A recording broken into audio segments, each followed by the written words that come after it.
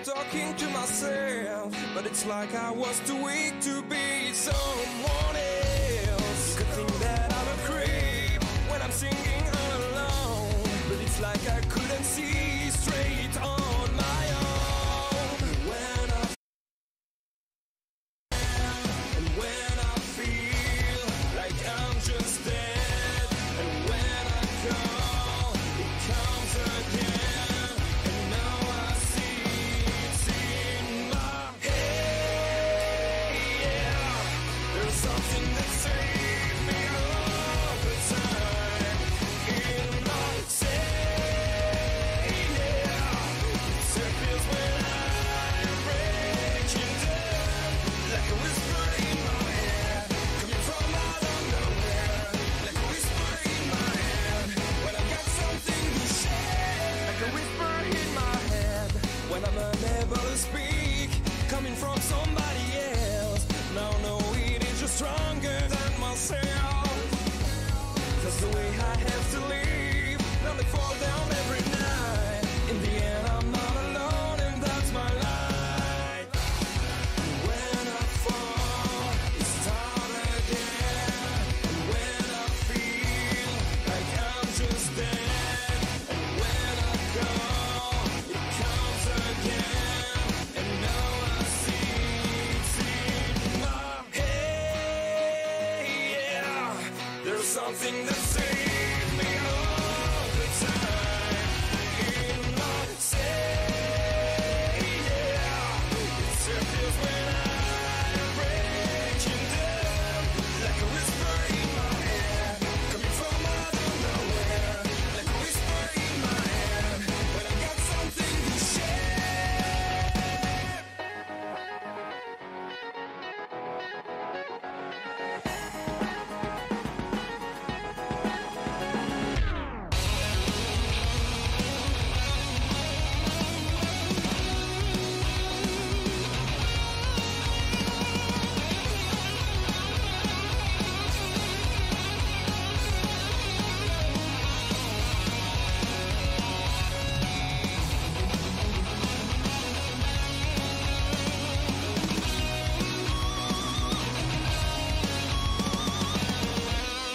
You think that I'm a freak when I'm talking to myself, but it's like I was too weak to be someone else. You could think that I'm a creep when I'm singing all alone, but it's like I couldn't see straight on my own. Hey, yeah, there's something that saves me all the time in my say. Yeah, it feels when I'm breaking down, like a whisper in my head, coming from out of nowhere, like a whisper in my head, when I got something to share. Yeah.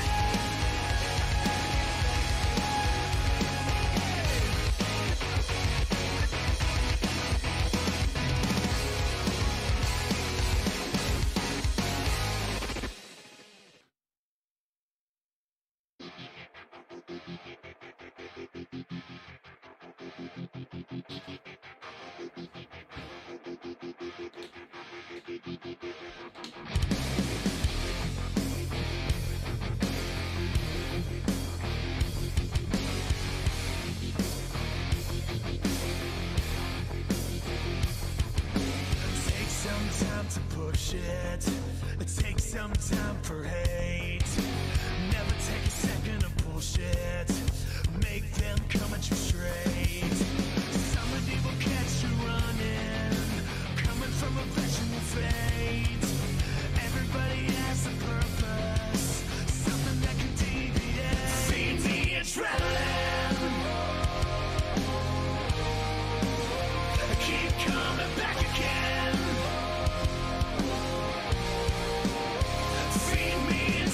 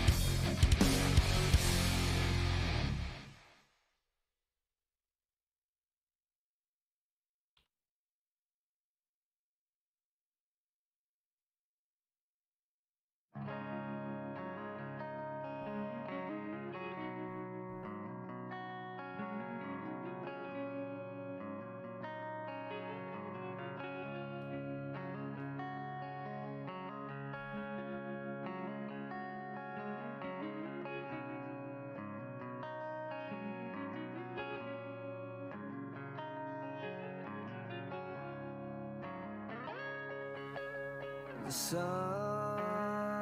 has blazed my shoulders, it's hanging my shadow from the vagaries of my past. It's a story that's so familiar to anyone who's seen and done the same. So I'll explain how we're the sons of avarice.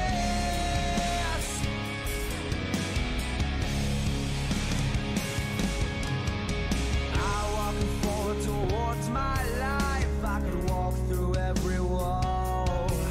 I was 6 feet tall, outstripped them all, but I always wanted more. When the lies of the women are well to burn, but the rules don't apply to some. I did too much, it sparked a flame and the world fired it up. But I'm on my way, withering from the flames, and I can't complain.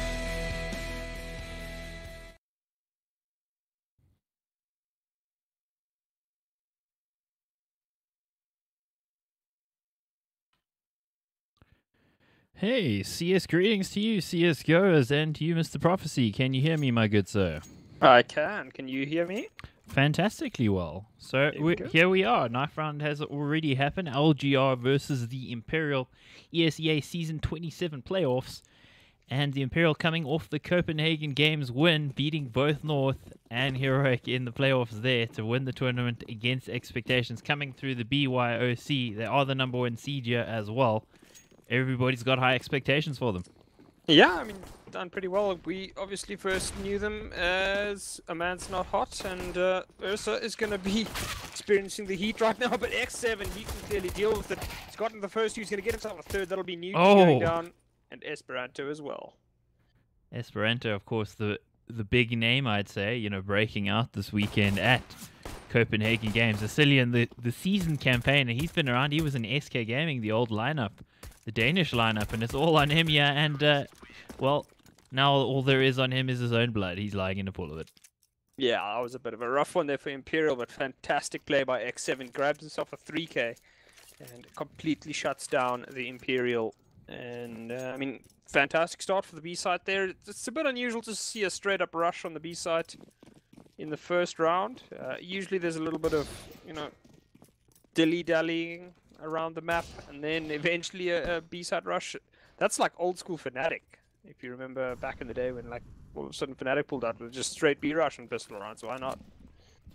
Yeah, unusual thing to do so early on. The dink, though, comes in, but not going to matter when the 2 kills are going the way of the CTs. Esperanto, they does get himself a kill before getting a sneaky bomb planter. They shouldn't have allowed this.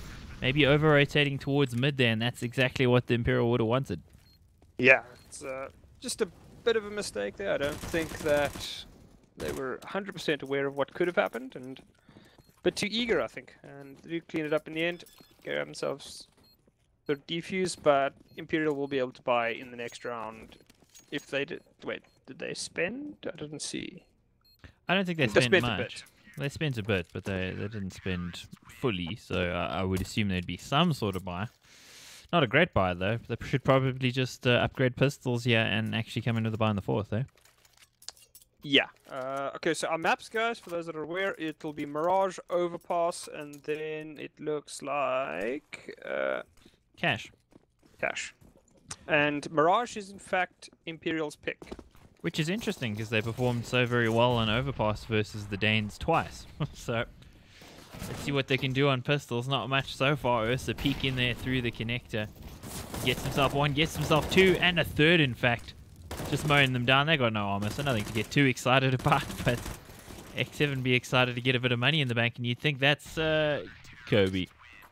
Kobe, indeed. Oh, I mean, at that range, it might actually be... what's his name? Is that a Tom Brady? No, not Tom Brady. Can't remember what the hell his name is, man. Plays for the Golden Guardians. Steven something or other. That tiny little guy that like just lands 3-pointers from 8 miles away. It's like, okay, that seems a bit ridiculous. It's like broken the records for 3-pointers now. Steph Curry. Steph Curry, yes. Sorry. I Either drew way. an absolute blank. Well, either way, the Imperial at this point taking a bit of damage from the nades, but should be decent off. I mean, the Imperial comes into this very highly rated. They are a top-ranked player team in ESEA EU main for the season, and LGR they drew the very short stick, 32nd seed. So it's number 1 versus number 32. It should go in Imperial's favor, but this is online CS. Yeah, and of course Imperial winning Copenhagen games over the weekend. They beat North in the semi and Heroic in the... Oh, look at that. Esperanto just walking in, extinguishing the first player. Nexa there also, X of Renegades, gets himself a beautiful entry. Asilian creeping through the connector, and he'll find himself slowly, rather quickly. X7, the only man offering any resistance. And look at that Twister also coming in through connector there. Actually, he wasn't sandwiched. Was that a flank? No, it shouldn't have been a flank. Was he there I that think entire he pushed out with the X7. Must have.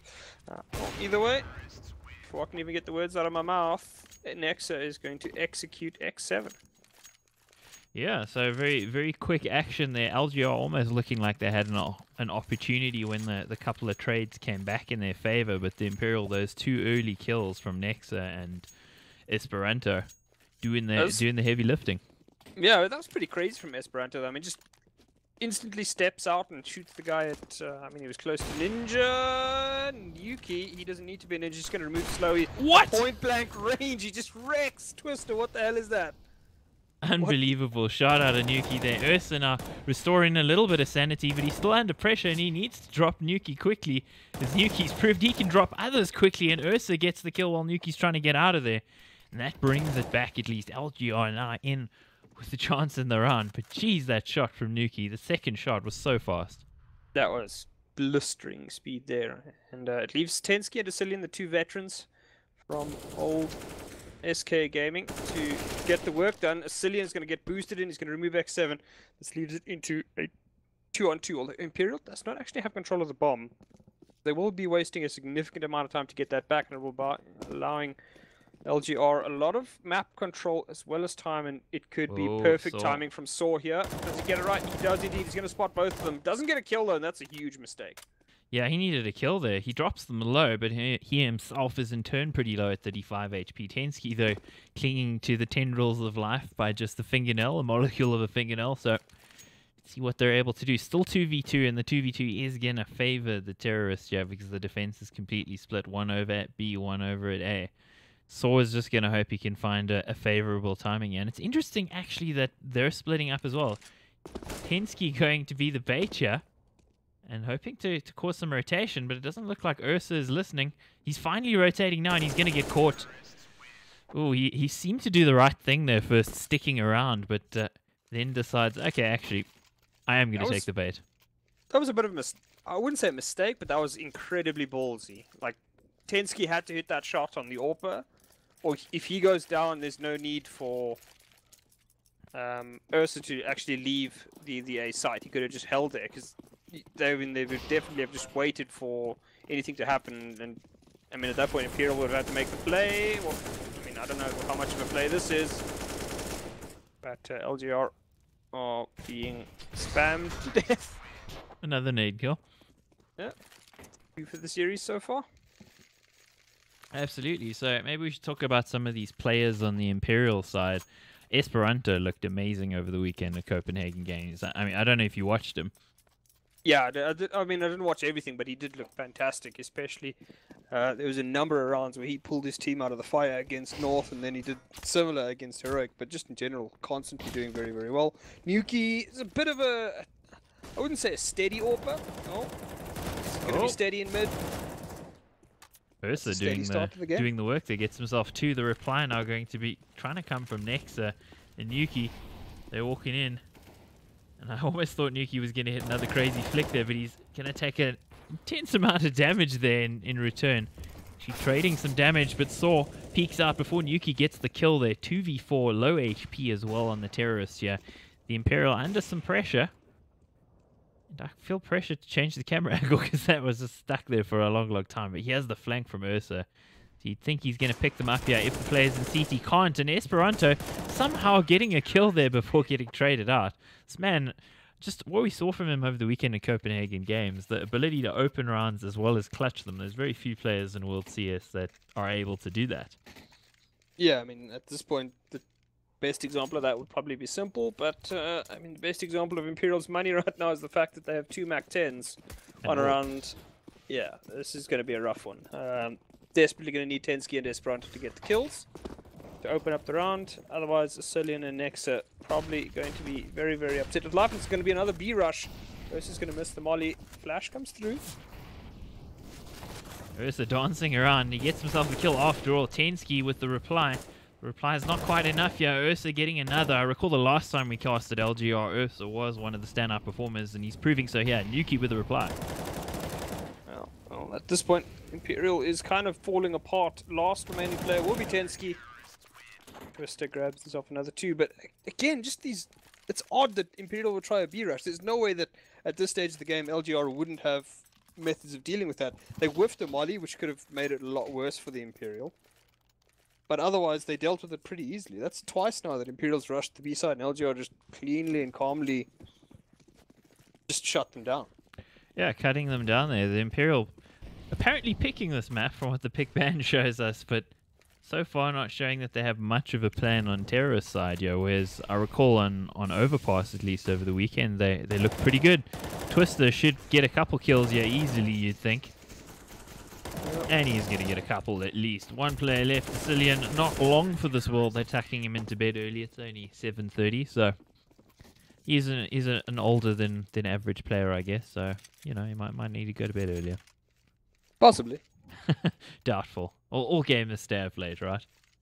Yeah, I think everybody, even, at any age of the game, will probably still stay up late on occasion. But Imperial, I mean, did do well at Copenhagen, but struggling a little bit at this point on the early rounds. He tried to run through the molly, took the damage, and then ate a nade. Yeah, don't do that. That's a bit silly. Yeah. I mean, trying to get the jump on them, but I don't know. Running through a molly is a bit of a sketchy one. Oh, Cillian catches Slowy on the draw there, and Slowy will be not expecting that. Nexa is going to suffer the same fate, also not expecting the push. That'll go down. Twister, though, shutting down the position through that connect area. X7. Oh, it does get spotted and just falls to safety. Yeah, going to fall off there. Tensky on pretty low HP here, and the Finns definitely bossing the international team. It's got the Danish flag, of course, but there's 2 Lithuanians here, 2 Danes, and I don't remember what Nexa is. Nexa is, I believe, Serbian. Yeah, I think Serbian. Okay. Oh, I'm glad I guessed right. Let me confirm for you quickly. Nexa, he's registered as Denmark, but I know he's not Danish. Pretty certain. Saul gets himself a Tensky. Tensky trying to create some kind of opening here for Nuki.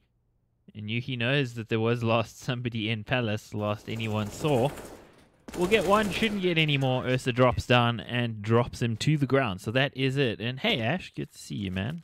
Glad to have you here.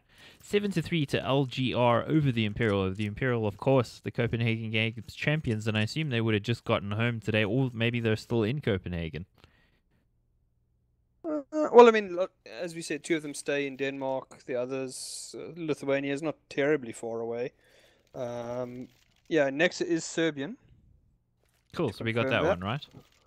Yes, and he is part of that same iNation lineup that also produced...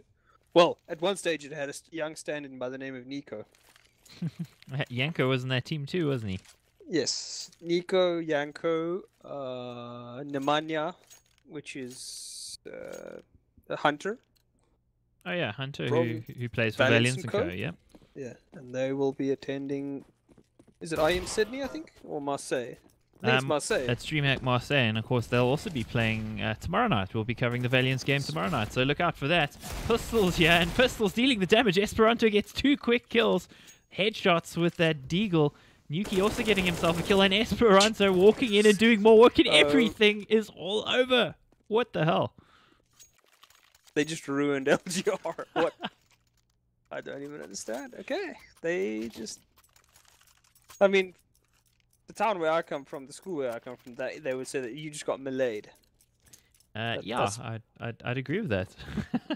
That was absolute murder there, and once again set up by this youngster from Lithuania. He's only 15 as Esperanto, and a very quick 3k. AWP is not going to land. It's going to do some huge damage to Cillian though. But ideally, you would have wanted to kill the one player, or one of the AWPers without armor, so Slowy is not going to be too happy with that. And Twister and Slowy will be removed from play now by the Imperial, and once again, huge amounts of map control, especially in mid. They've actually got nobody on A as LGR, and this is the new style that we've seen from a number of teams. Very passive A-holds in general. Although LGR are going to lose another player. Nexa takes out Ursa. Time to save, you'd think, if you're LGR. Thor's still lurking around here, hoping to find himself something. X7, however, on the glass cannon, going to be taking a bit of a haircut there from Tensky. And he's under a bit of pressure and in some trouble. Saw, however, gets himself a kill. Meanwhile, X7 gone, and Saw surely should not be able to win this sort of situation. You'd think Esperanto is going to drop him, yeah. Yeah, well, by all logic, he is going to go down. I mean, he's being flanked anyway, so there's not a whole lot he could do. It is weird, though, that it felt like X7 was trying to save, but Saw was getting like super aggressive. Ideally, at that point, you just hope that Saw goes and backs up his AWPer, who they know doesn't have armor. I don't know. Weirdness, but of course we saw the tactical pause come out of the Imperial. They looked pretty clueless. The score was 7-3. Suddenly rushes up mid, all of them with pistols. Rounds out the round quickly, and then beats LGR on the 4x in the next round pretty easily. So whatever their pep talk was, it seemed to work. That it has. Imperial, just again, gaining lots of mid control. They've been fairly light on A in general, outside of quick pushes, so did they go any further? Actually, no, what am I saying? They've basically only, sorry, they've only done B rushes, but like rarely actually split B through the connector. So, Imperial, what do they have for us this time? It's a save round from LGR, so I mean, I don't think we're going to expect much from the Finns. No, I don't think so. Hi, Sam. Good to see you, by the way. Thanks for joining us. If you are just joining us, this is ESEA Main out of Europe, Season 27. And it is the first round of the playoffs. There's 32 teams in the playoffs, so plenty. And the Imperial, of course, just coming off the back of winning Copenhagen games, beating North in the semi-final. What the hell was that shot? And they also beat Heroic in the grand final. So they've got a lot of expectation on them here. They're also the first seed in the playoffs. LGR, I think, finished 25th in the regular season. So 25th, tied with a whole bunch of others. But yeah. So I mean, LGR were pretty good. We have casted them this season, and they've looked pretty good. But we haven't seen too much of the Imperial aside from, of course, Copenhagen games. And we had one game we were supposed to cover of theirs, and then it was moved, so we couldn't. Yep. LGR, they did impress us in the first one, but they are starting to struggle a bit, and the fire is actually going to catch Saw there, and Cillian just continues the aggression, and again, LGR, just this middle area is completely and utterly being overrun by the Imperial. Can they do anything? Esperanto's already gotten aggressive. He's only got 5 armor. I think he's forgotten about that. Probably needs to upgrade it. Does seem as though. And X7, last remaining player. Can't see him being around for very long. Should get flanked here by Tensky. There you go. Tensky kills him. And I mean, we were saying that Imperial really did not look very good at all. And it's 7-7. Yeah, that is crazy. It was 7-3. They took the tactical pause and haven't lost a round since. So overall, looking pretty good for LGR. Though I got to question this. The buy, of course, it is the last round of the half, but I don't know. Maybe a CZ would have been better than an MP7. I don't know. CZ can at least kill you at close range. MP7 is Chris J's type thing. So only one player internationally and only one player in South Africa that does the MP7. There we go. Ursa gets himself a kill though on Esperanto. Esperanto often going aggressive without having a player next to him to actually trade off him, and there doesn't work. No, it doesn't. Sorry, my CS has just crashed. I'm just trying to get it to work. No worries. So it is a 5v4. LGR in the lead in terms of numbers here. Of course, tied up at 7-all here. Let's see if LGR can close out the half well on what's pretty much a half buy because of the force that they've been pushed into here by the Imperial, destroying the economy repeatedly. X7 finds himself Tensky pretty smartly there. Nuki, I thought he would trade there. Now he's in a difficult situation, but he gets the kill with the pistol anyway. Switches to the AWP. Still 4v3. And in fact, 2v4. The Imperial losing players one by one here. Not in positions to trade, unfortunately. Nuki still alive with the AWP. Sicilian here also got to do some heavy lifting. But of course, Sicilian's a support player, so don't know if he'll be able to do what's required to overcome the numbers deficit. It's probably going to be on Nuki. It's not going to help that he's reloading right when there's a player facing him. Slowly gets himself the headshot there through the edge of the wall. All on Nuki. What can he do here? Dancing around, hoping to find himself a kill. There are a lot of players here in the site waiting for him. He needs somebody to offer themselves up, and they're not going to do that. LGR far too experienced. And that's the half win for LGR when it looked pretty much like they weren't going to get another round after that turnaround from the Imperial. Yeah, I don't know what is going on with my PC. My CS is frozen, and now it won't. I can't close it. I can't get to Task Manager because it takes precedence. Does CS? Indeed. Well, do a restart if you can. I can try to talk it through with the solar cost if I have to. No worries. CS things. And hey, since first map indeed, it is Mirage. It's the choice of the Imperial. Next, we're going to Overpass, and then the decider is Cash. So, thank you for joining us. ESEA Main Europe Season 27. The Imperial here, one round behind. After a terrible start, they got right back into it, and LGR stole the half win away at the end. Now going into the pistol round. CT side here for the Imperial, and they looked really strong in Copenhagen games on the CT side, so you got to imagine they'd be feeling pretty bullish about their chances. Yeah, they should be. I mean, the teammates that they should have a pretty solid CT hold, especially at this level. I mean, I don't think they're going to be dealing with any. There's the kills coming in. Nexa and Esperanto getting the kills, but the trades from Saw and X7 bringing it back. Nuki now taking the responsibility on himself, jumping up here, and he gets himself the one. And there's a Cillian to round it out. So 2 left alive for the Imperial, and they take the CT pistol, which is exactly what they would have wanted. Yeah, it's perfect. A great start to the CT half, and I'm back into the game, finally. Fantastic. So force buy, of course, for LGR. That's what you'd expect. Yeah, without a bomb plant, that should be the default plan for LGR here. 2 smokes and a grenade. That's an interesting one from Slowy. Usually pick up some armor, but well, I mean, you can just see the difference in map control there from Imperial. Huge stack in the middle area, and that passive A hold as is expected these days. Esperanto is not going to win the fight against the CZ. Easy for the CZ, even at that range. Gets himself the kills. Interesting buy from the Imperial, heavy on the rifles. They had 4 rifles at the start of the round as well. So, thinking they're going to take some long-range engagements. The only thing that worries me a little bit is Cillian's sort of out on his own here, and he could get punished. Does escape at least with his life, but that's quite a risky thing to do. Yeah, he did get spotted with that movement. I mean, it was a nice idea, but getting spotted there, the smoke was slightly off, so it didn't allow him to get into there without being spotted, and sort of had to take the fight to get himself out of trouble. No, he's the man who's going to be setting up for mid control, but he could get a bad surprise here as Nuki is so aggressive up middle. They should catch him next, though in the meanwhile, he's catching a couple of players. He will be killed by X7. Does receive himself a deagle shot in the face. X7 taking a dink as well. Gets a kill though on 7 HP. On the smoke. And he might catch him reloading. He does catch him reloading. But Nuki the last man alive, and that was really sketchy. Yeah, super sketchy, but in the end, Nuki does grab himself a kit and the M4, so huge expenses for the Imperial. LGR should not be buying in the next round. I don't think they did force up this one, so you'd ideally want to save for that 4th round AK buy. Unless, of course, they're madmen and really do want to buy here, but I would not recommend that at all. They're madmen. As I say that. Yep, they're madmen. They're Finnish. They're doing the Scandinavian flick with their buy here.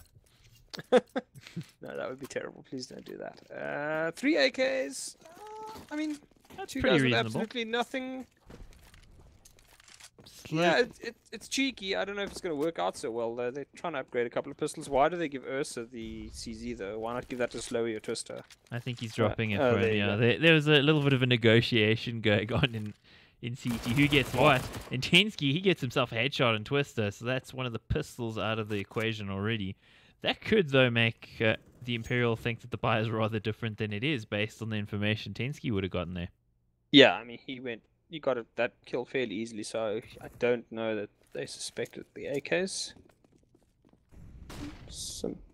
I mean, a lot of aggression from Imperial here up mid. It's good to see. Oh, Esperanto is made aware of the fact that there's AKs on the map, and Asilian, that could be a big mistake. He's pushing aggressively. He's now trying to hold that short area. Can he do it? Oh. Slowy does huge damage with the running CZ, though, as Tensky goes down. Grenades and smoke are going to force Asilian back. He's getting so aggressive. You're trying to get any sort of information. Nuki, though, could be sold a false bill of goods, and he's going to take a huge amount of damage. The Imperial in real stress here. Some big damage done to LGR, but Imperial not looking great themselves. yeah, this is pretty tenuous. 35 seconds to go here, and there's a couple of players just clinging to the last tendrils of life. LGR do need to decide where they're going, but this buy certainly accomplished the surprise factor for sure. Nexa, though, on a bit of a fishing expedition, getting himself masses of information for his team, so that should cause some kind of rotate. There's the trade. Slowly on 14 HP, finally picks himself up a rifle. Now, you can't even say that the HP necessarily favors anybody here. This is anybody's round. The bomb plant comes in, and there's the kill for X7. What a shot. That was filthy shot down Tensky, and up to Nuki and Nexa. They don't really have the equipment to take this fight, though. Nuki's trying to take the range deal, does get the headshot on the last bullet. So all of these Imperial players are in deep trouble if LGR is in deep trouble. They're all in trouble. And Slowy, everybody's basically crippled. And in the end, Saw somehow catches Nuki there, but that was so close. Could have gone any way if the right angles had been checked. And the Imperial, we said it, the second round, it was super expensive, and you can see immediately onto the onto the eco as LGR picks up that third round. There's the equalizer. I gotta laugh at that situation, though. Nobody had HP there. Pretty much anybody who took any kind of bullet, doesn't matter if it was to the little toe or to the face, you were going down. Such a strange situation to see. But LGR, the crazy buy works out. Not so crazy after all. 9-all now. The Imperial, as you said, on the save. And you'd think LGR should have this pretty easily in the bag to take the first proper buy round for them. Of course, we haven't had the full buyer versus buyer yet. It's been them exchanging forces until somebody takes control, and it looks like LGR are going to be in control at least from here. Yeah, Imperial once again strong mid control. One player pushed up aggressively on A, and Twister. Oh, we won't be able to see the results of that. And flashes coming through, and that should be enough. You need to help your friends. Can't fight them one at a time. Ooh, okay. Jeez. X7. He's decided he's had enough of these shenanigans, and he's going to do some damage. Nuki needs to hit a shot. He's actually going to hit a shot. They double headshot. We'll get him the kill in the end. And LGR at the moment, one player very, very low HP. That'll be Slowy, but the other two should be enough to clean out this round. Esperanto and Nexa with some tricky plays. Tricky indeed. Saw here the man on Cat taking a dink there, actually. So pretty low HP on two of the LGR players, and considering that they don't have much to work with, the Imperial could still steal this away, which is just crazy to think considering the disparity in the two buys here. But we do see this in CS quite often. Yeah. I was going to say, are Imperial going to try for this? It looks like they are, but only Esperanto left alive. Yeah, and LGR playing this very, very safely. Don't really want to take any fights. Flash is coming through to take any fights. The Slowy has been spotted, but Saul peak at the same time. And those are the two low HP players. If Esperanto had really gotten pretty crazy, he might have been able to pick up both of them. And either way, LGR gets themselves to 10 rounds. The Imperial will buy up, but it is very, very low on nades. Yeah, very low on the nades and on the head armor, so that UMP could actually be a factor there on Slowy. And the M4 actually on Twister, so... Yeah, that's true. Headshots are going to deal instant death. Nuki nearly taking instant death himself on 11 HP. They're playing really fast in mid here. Perfect flash, though. The trade's coming in, and trade's actually... Whoa, did he knife him there? He did knife him. X7 got the knife in. Gets another kill before being traded 10 ski on 9 HP. That was so fast. He's on the angle and he gets the kill on 9 HP 10 ski. I don't know how he did that, but he did it. That was fantastic play there. I mean, Imperial, you can see matching the aggression from LGR in that middle area. Flashes come through.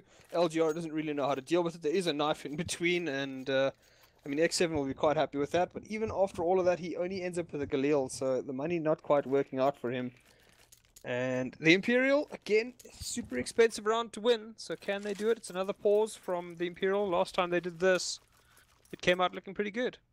Yeah, they totally turned around that first half. So somebody on a dirt bike, yeah, having a good time. Can't be having as good time as we are, though, with the CS, Imperial versus LGR, ESEA main playoffs round 1. This is the first map, season 27, the first seed versus LGR, and LGR definitely giving them a game. Yeah, it's a lot closer than some of Imperial's games at Copenhagen Games were, and a couple of the rounds, I mean, both teams are in huge danger of being on the Force or the Eco in the next round. As Slowy, this is the first A attack in a while. Slowy is going to clean up 2 of them. And Imperial, they've got a lot of work to do. Are they going to be able to do it? Do not walk through that murder hole, Tensky. You are going to very certainly get killed there. Cillian trying to rotate through, maybe just trying to farm up a couple of exit kills. But in general, LGR have looked pretty solid on their T side.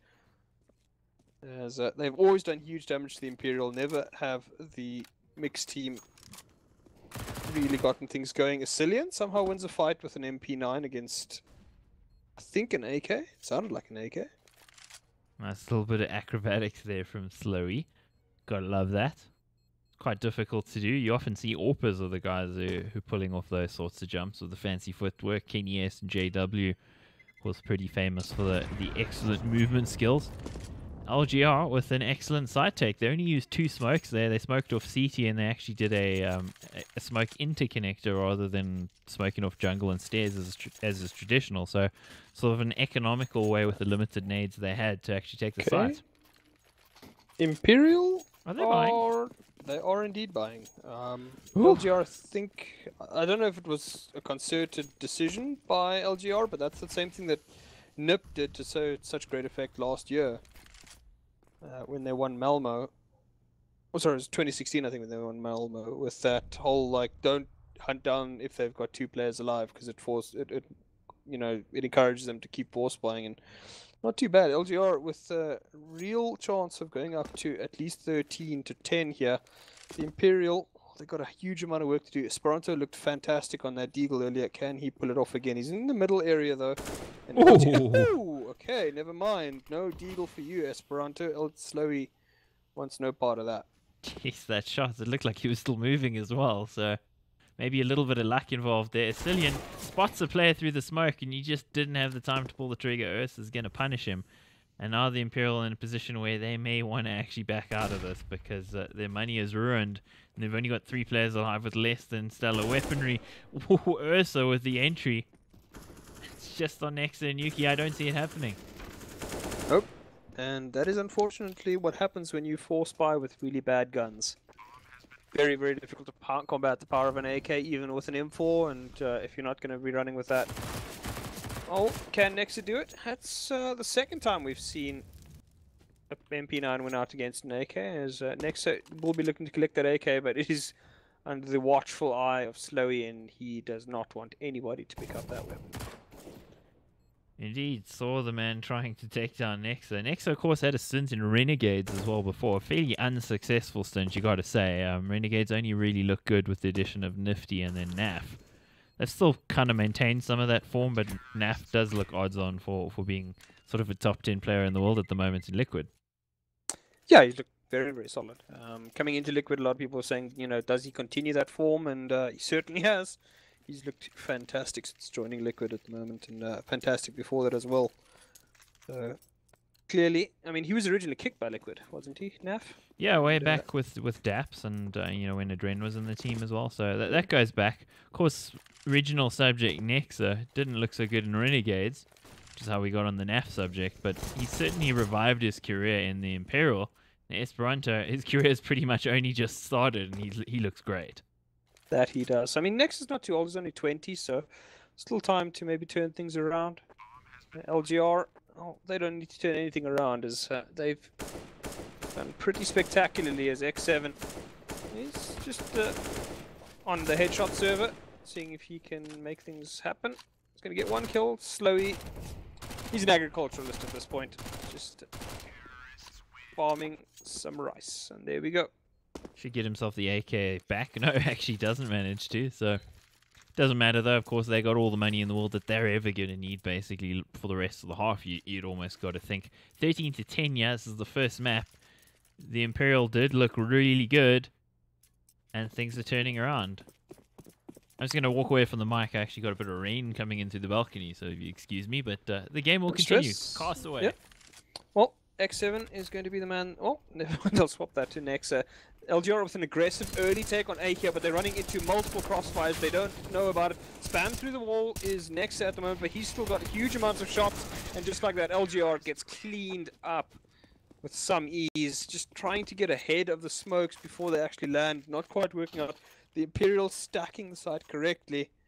And the Finns living to regret a hasty decision there. Either way, that'll leave Imperial in good stead. It's the first round that they've won in quite a while with a number of players up, but they do still have a shaky economy here. LGR should have enough in case they do need to buy in the next round. It's tight though, and again, both teams at risk of being forced onto the eco here. I'm just surprised at the turnaround. I didn't see it, of course. I had to go and stop the straight, rainwater. Sort of like LGR trying to rush A and then throw smokes at the same time. So getting ahead of the smokes, but Imperial stacked the site correctly. Had, I think, 4 players on a site, 2 under Belk, and 1 in sight, and I think 1 at the stairs, and just cleaned them up very, very quickly. Yeah, I do think the Imperial do have a slight advantage in terms of firepower as well, so they should, in theory, be winning these duels, but LGR are definitely matching them so far, so if you are a Finnish fan, the Finns looking pretty good. That they are. I mean, I don't think many people would have expected the Imperial to be 11-13 down on their map pick against the 32nd ranked team in ESEA main. So, of course, we have casted LGR before and we know what they can do, so we were pretty confident it would be a fairly close game despite the results of Copenhagen games over the weekend. Yeah, I mean, it is also online, so a couple of teams perform better online, a couple of those perform slightly worse. Ooh. Unless you're old school VP, then you just perform badly at both. And wow. Nicely done. Gets the entry, and Ursa sniffing out some more. He sniffs himself out on Yuki, and he's going for a third. In fact, he gets a third. Ursa, he snuck in through connector and got 3 kills, 3 rather crispy shots. And now it's save time for the Imperial. Defense equals shattered. Yeah, and Imperial are going to be left with a huge decision here. Do they force up with these 2 rifles? It didn't work the last time they did it. And then allow LGR to get to potentially only 14 if they can win the force buy. But if they don't, and they go down with those forced up weapons, LGR gets to 15. So the Imperial has a huge decision to make here. Ursa could be going down. He is on the hunt for that ace. Tensky denies him of that notion. X7 though, holding the angle. I don't think a Sicilian's going to leave there. So Imperial do save 2 weapons into the next round. And I mean, given the trend of buying, I think Imperial probably buys up here. You think they should, just based on what they've been doing so far, as you'd mentioned, but they're in real trouble here. It's a 10-year situation, and they are buying, but geez, I'm not sure I agree with it. They have taken the pause as well to just ruminate on that fact. They can win it, but wow, I don't think this would have been what a lot of people would have expected. The Imperial looked so good over the weekend. Maybe it's that sort of post-event hangover, you know, when the big tournament. Often teams tend to struggle after massive wins. Let's hope that's not the case for the Imperial. Yeah, let's hope. I mean, they didn't look like a one-hit wonder. They had a couple of things that you could replicate. I mean, I don't think you can replicate Esperanto having that great of a tournament again. But who knows? Slowy, well, I mean, he's going to pin Esperanto to the wall there. And that's not the way Imperial want to start this round. LGR now in with a huge chance of winning this round. Tensky again. Both Tensky and Sicilian have loved to be very aggressive on that cat area. And it's come back to bite them a couple of times. Chloe is going to kill off Nexa, and Imperial now just starting to fall apart at the seams. Lost 2 players to early picks, and LGR hasn't even really done anything. They've thrown a couple of smokes, a couple of flashes, but outside of that, it has finally gone Imperial's way. They get Ursa. Got a kill, but I don't think it's going to be enough necessarily. They need some heroics from the 2 players that are left on decent HP. And so far, LGR have been fairly thorough about this. That the playthrough connected with when Ursa's been alive has been pretty impeccable. Twister will catch the kill. Yeah, great timing there. Tensky, though, could be the hero of the round. Is he going to be? He's going to start it off well, gets Twister, but that does give his position away. And the Imperial now down to 1 man. So this is pretty much the unwinnable round now. He's going to try anyway, you got to think, just considering the game situation. 14 to 11 here. The Imperial in a tough situation, and LGR looking good. They catches him through the headshot with the last bullet through the smoke. That's always entertaining when that happens. Not so entertaining if you're an Imperial fan or if you're playing for Imperial and are on the receiving end of that shot. It's forced by time. Backs against the wall. Yeah, and guys, it must be noted that this is not LGR's pick. This is, in fact, Imperial's pick. So, I mean, Imperial did look good on the next map, Overpass at Copenhagen Games, but LGR, I mean, they've given themselves a huge chance here to turn things around. Looks like another aggressive B push. It's going to be a flash from LGR, but Imperial, at this point, I think the over-aggression has cost them a couple of times. They could actually end up losing Nexa here, depending on who spots who first. It should be Saw. He's going to spot Nexa, and he's going to kill Nexa as well. Takes no damage for that, and I mean, we just mentioned it. Imperial so aggressive trying to look for information. And Nuki, he's going to try the same thing, and I'm pretty certain Saw is going to get another kill here if that continues. Ursa and Twister poking around there towards B. Saw, as you mentioned, he's posted up, he's waiting, and he gets the kill. So, unfortunate for the Imperial. This looks like pretty much a lost cause at this point. 3v5. There's a minute to go, and LGR got all the map to work with as well. As long as they work together, they probably should not be able to lose this. But of course, this is CS. Anything can happen. Yeah, anything can happen. Any player can have his day. At this point, though, it just doesn't look like Imperial's had much of a day. Esperanto, the last remaining player holding that A side, will be mollied off here as LGR makes absolutely certain that they're going into a surgically clean site. Saw is going to continue the pain as Tensky goes down. Sicilian, he's going to give his team the slightest bit of light at the end of the tunnel here as Saw on his mission. Get dropped. Esperanto so good with the deagle, and he gets another. Esperanto, exciting stuff. 1v2 here. He's in a bit of trouble, and he's not going to be long for this world. He gets planted by Slowy, and that is that. First map goes the way of the underdogs here. LGR walk away with the spoils.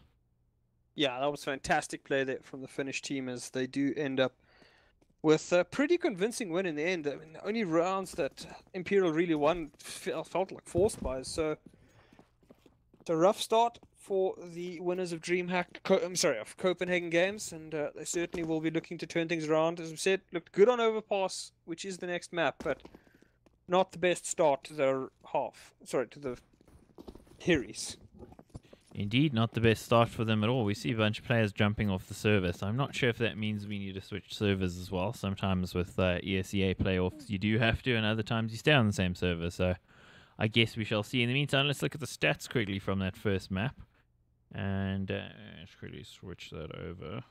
I can't remember what my shortcut key is for that. I'm getting super confused here.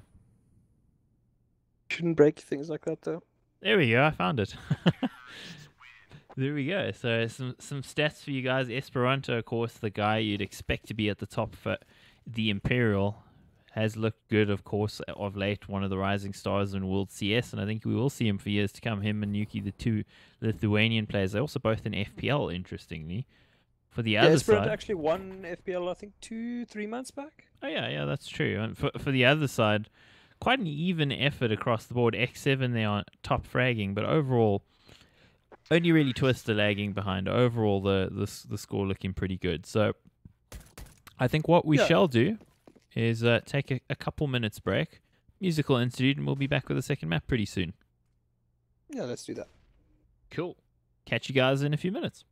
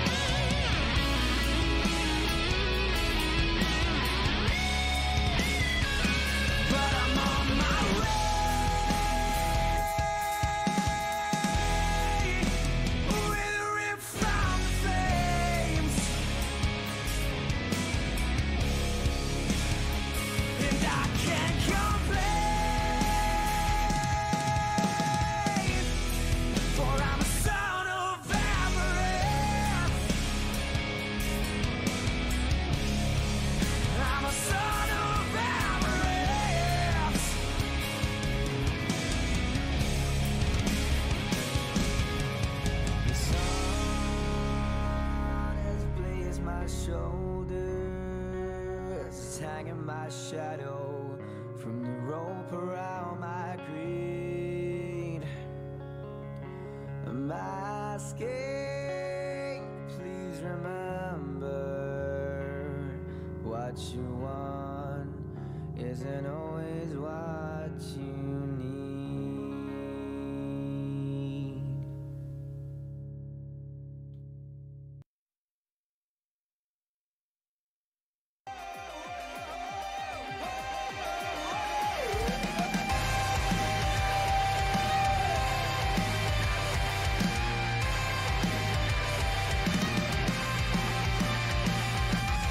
There's a long road just behind you. Everything else comes so fast. Memories are all inside you, and you never make them back. I can feel that you're in through the world that you not make sense. You can feel what I mean now that you're here. Just know there's nothing to fear along the way. There's nothing I could say, nothing I could say. But I say, you can wipe the years you're hiding. I say, you can kill that fear you're holding. There is one thing that is true, the only one that can get through. There is one thing that is true, just gotta make it last forever.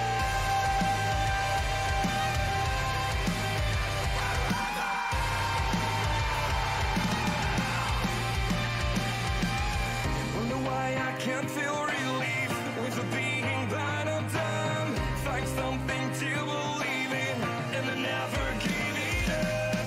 I can feel that you're in with the world that you not make sense. You can feel what I mean now that you're here. There's nothing to fear along the way. There's nothing I could say, nothing I could say. But I say, you can wipe the years you're hiding. I say, you can kill that fear you're holding. There is one thing that is true, the only one that can get through. There is one thing that is true, you just gotta make it last forever, ever, ever. It will never last forever, ever, ever. You just gotta live forever.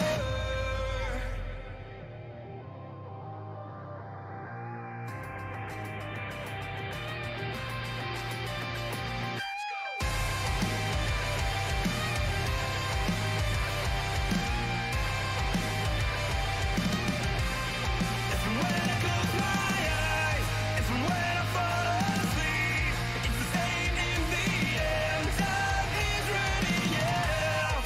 If and when I close my eyes, if and when I close my eyes, there's nothing to fear along the way. There's nothing I could say, nothing I could say. But I say, you can wipe the years you're hiding. I say, you just gotta make it last forever, forever.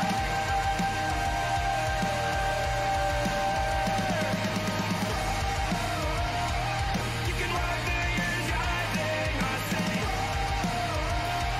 you can kill that fear you're holding. There is one thing that is true, the only one that can get through. There is one thing that is true, you just gotta make it last forever.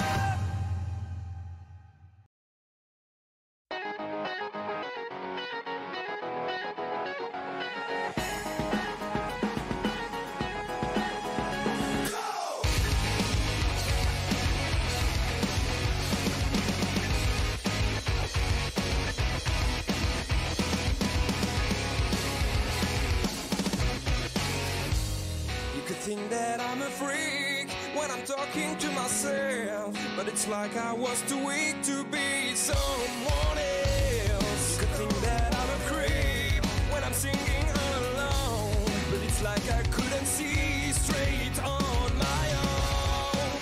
When I fall, we start again.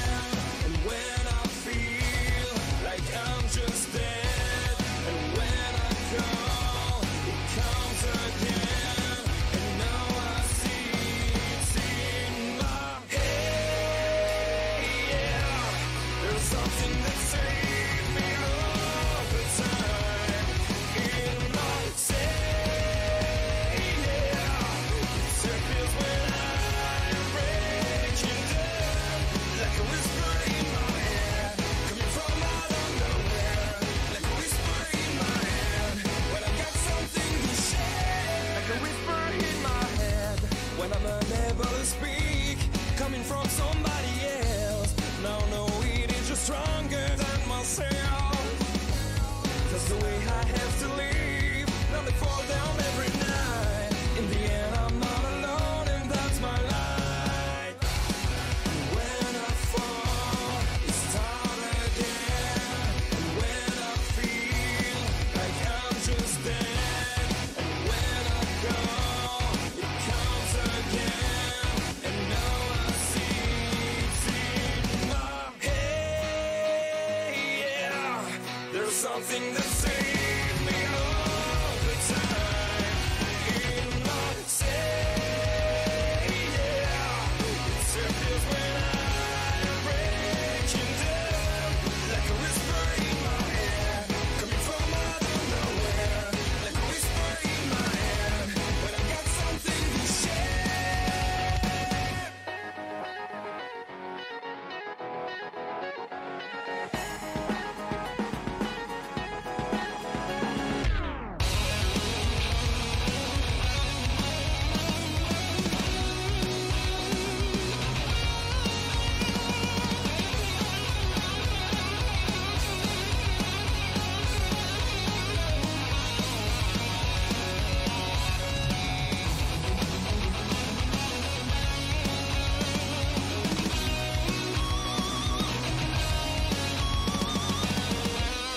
You think that I'm a freak when I'm talking to myself, but it's like I was too weak to be someone else. You could think that I'm a creep when I'm singing all alone, but it's like I couldn't see straight on my own. Yeah,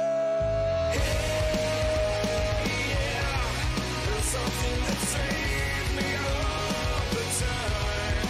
In my say, yeah, it disappears when I'm breaking down, like a whisper in my head, coming from out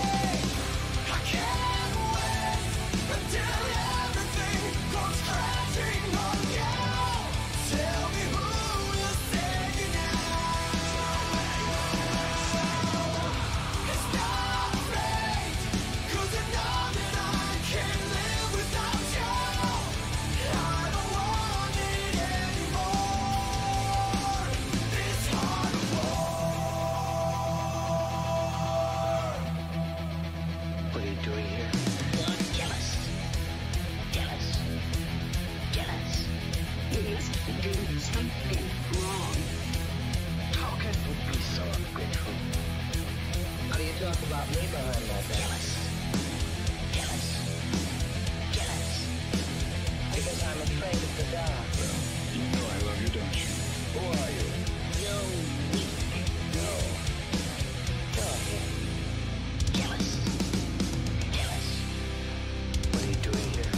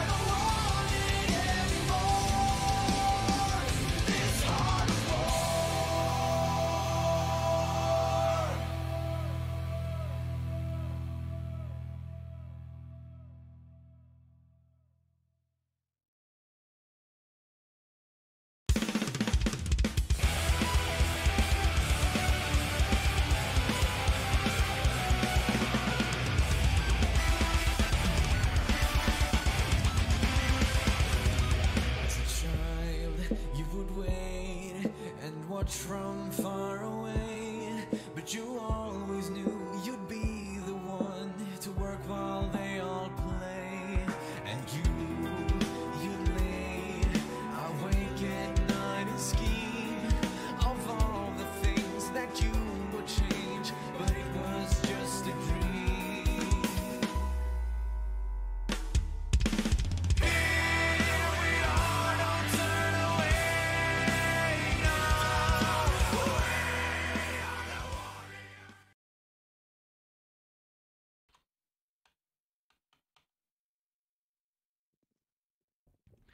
And it looks like we are back. CS greetings to all of you, and it is the knife round, yeah. Second map, LGR versus the Imperial, ESEA Season 27. And it is playoffs round 1. LGR actually winning the first map, and that was Imperial's pick. So Imperial need to strike back, and they need to do it soon, and they're going to have to do it off the T side most likely. Yeah, that was one very interesting thing that we saw from LGR is that they actually won the game on their T side.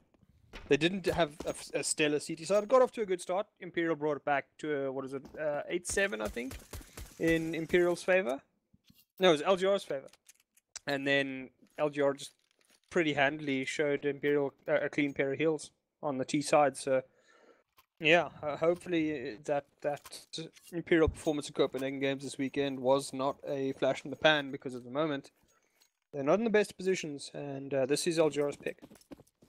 Absolutely. We did see some great performances out of Imperial on Overpass against the Danes, who are traditionally probably the best in the world, usually as a country on Overpass. Oh, jeez, that shot from Wow. Slowy, that was just crazy. He saw nothing but a pixel and nothing but a headshot on Nexa. So the Serbian out of the equation early on. Ooh, that's a great start for LGR. Yeah, it almost feels like a pre-fire there, and Imperial aggressive positioning down long A, and then grabbing position in the bottoms as well. Now LGR hasn't spotted anything, but they've actually got a B stack. Now the assault does come in, and Chloe, no, it's not going to be spotted yet. And the glory of that silenced pistol is that you never know where he's shooting from. They will lose Saw though. It's a 3 versus 2. Slowy just trying to keep him busy. Oh, And he's going to get another fantastic shot. These LGR players, pixel perfect aim, and Esperanto realizes that he can't try and plant in that situation. Has to take a fight and loses it.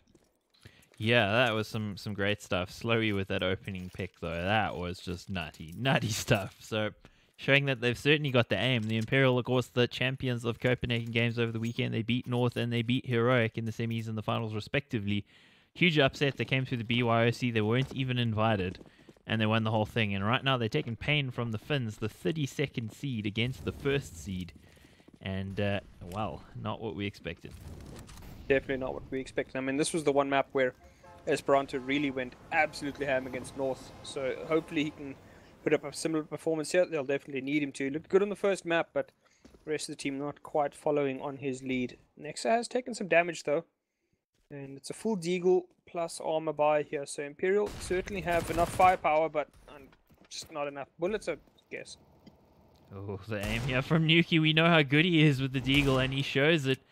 An FPL player through and through, and he's also one of those talented Lithuanians. Esperanto, the other talented Lithuanian, gets himself a kill before the trade.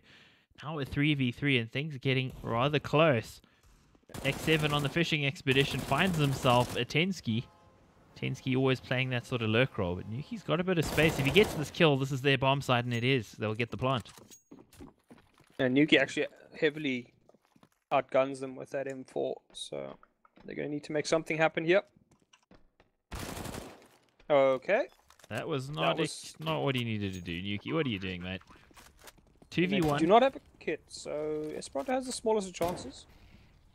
Holding a pretty smart angle here. I don't think LGR is going to check this, or they will. Well, they will. Okay, so scratch that. Didn't happen as we expected there, but LGR do take the round. So great work from them. But Esperanto and Nuki, the two Lithuanian players there for the Imperial, looking great. And what's also looking good is We Eat Chips. Good to see you in chat, man.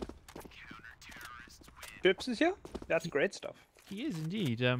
We probably tweeted about this game a little bit late, unfortunately, so don't think we've gotten as many of the Imperial and LGR fans as we would usually on one of these casts. But hey, it's a public holiday in South Africa. It's chilled, so we'll chill. Yeah, I mean, it's getting chilly as well. Jesus, bucketing with rain here now too. Oh, I should be getting that in about half an hour, but either way, Imperial are on their first buy of the half, and LGR. I mean, when you say, "Oh, we won the first 2 rounds," and you run into the 3rd round with a collection of, I mean, I would say a motley crew, but it doesn't really apply to the weaponry that they have. A mishmash collection of weaponry, just not good weaponry at all.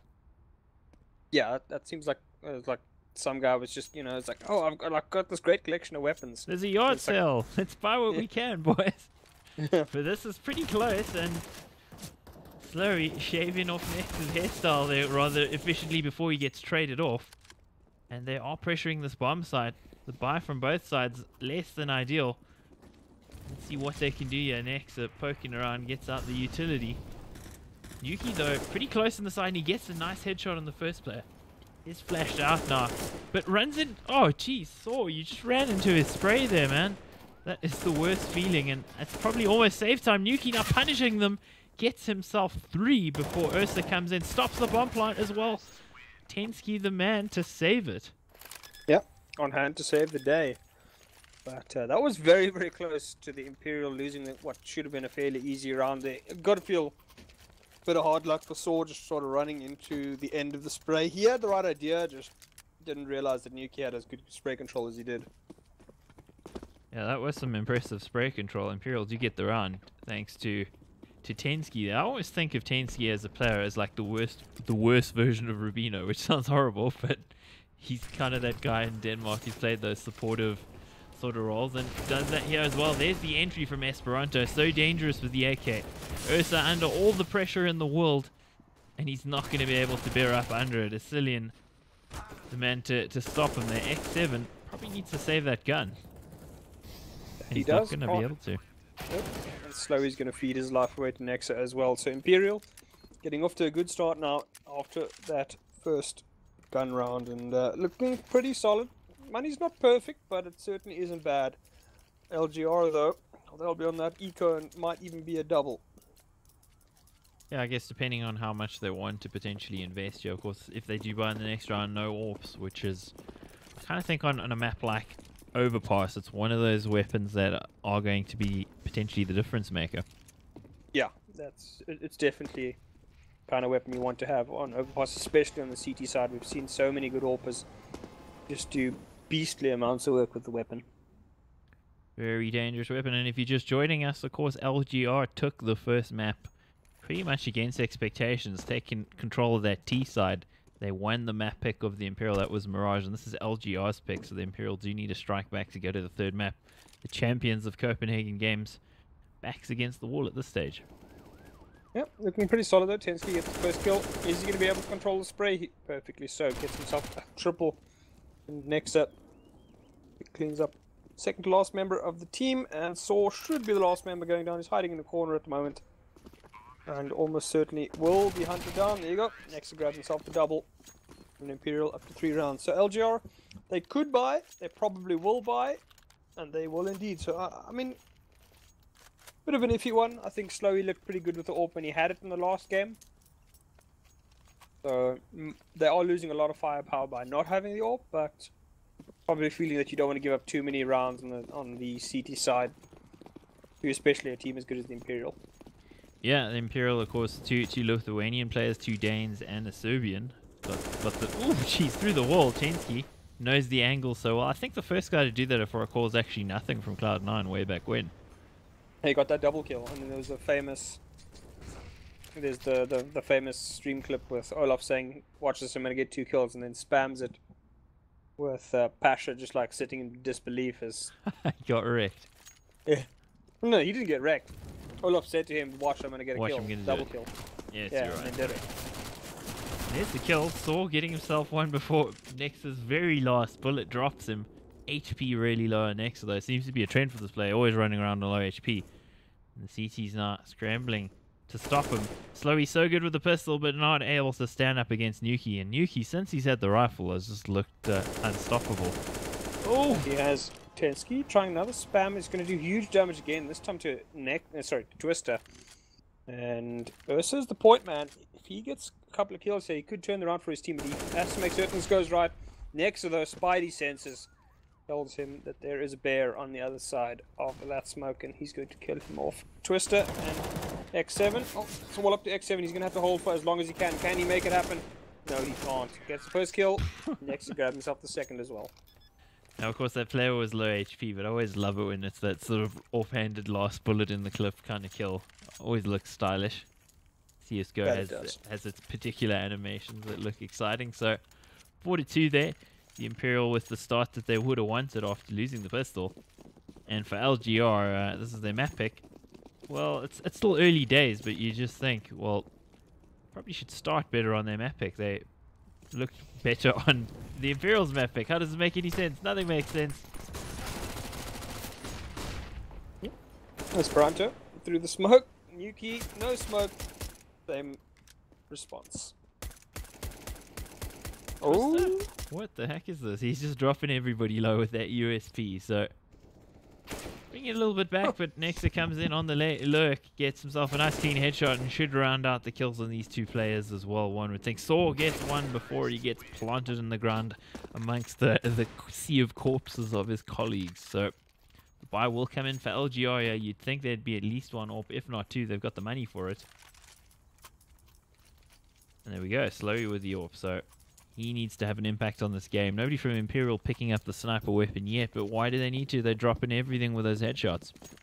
yeah, I mean, Nuki would be the one traditionally picking up the AWP, but Imperial maybe just favoring the increased mobility that they can get. And airstrike. Oh, okay, not going to happen this time. As Saw is actually the person boosted up there. Where has that AWP gone? It's actually aggressive on B. That's interesting. You don't usually see the AWP holding swamp. Jeez, this is an interesting setup out of LGR. Look at this. He's got sort of aerial surveillance above the AWPer as well. That's some interesting stuff. And there's a Cillian coming in, one of the Danish players here for the Imperial. Gets himself a kill on Saw, who was just a little bit too far ahead of his support there from X7. So that's the entry that the Imperial would have wanted. That it is. Good flash there as well, getting up the kill. Esperanto, he's going to run through the fire once again, and I mean, second time in 2 maps that it hasn't worked out for him. Huge damage being dealt there. Twister eventually does go down to the fire as Nexa shoots a dead body. Cillian, did he not spot the player on site? Doesn't look like it. Maybe he's a 4-3 player. Who knows? That is going to be a huge surprise to Slowy, because he's got a player in sight. You won't expect that at all. And the player will go down. That was Ursa, but I think if you were Slowy there, you might have dropped a brown spot in your underpants after getting shot in the face there when you know you got a player holding the side. Yeah, it was a very rough one there. But Imperial looking good now on the T side. Just completely decimating the LGR economy. LGR guys just never seem to be able to get these opening picks. Either lose a player early or just never able to refrag when it does come through. So Imperials look good.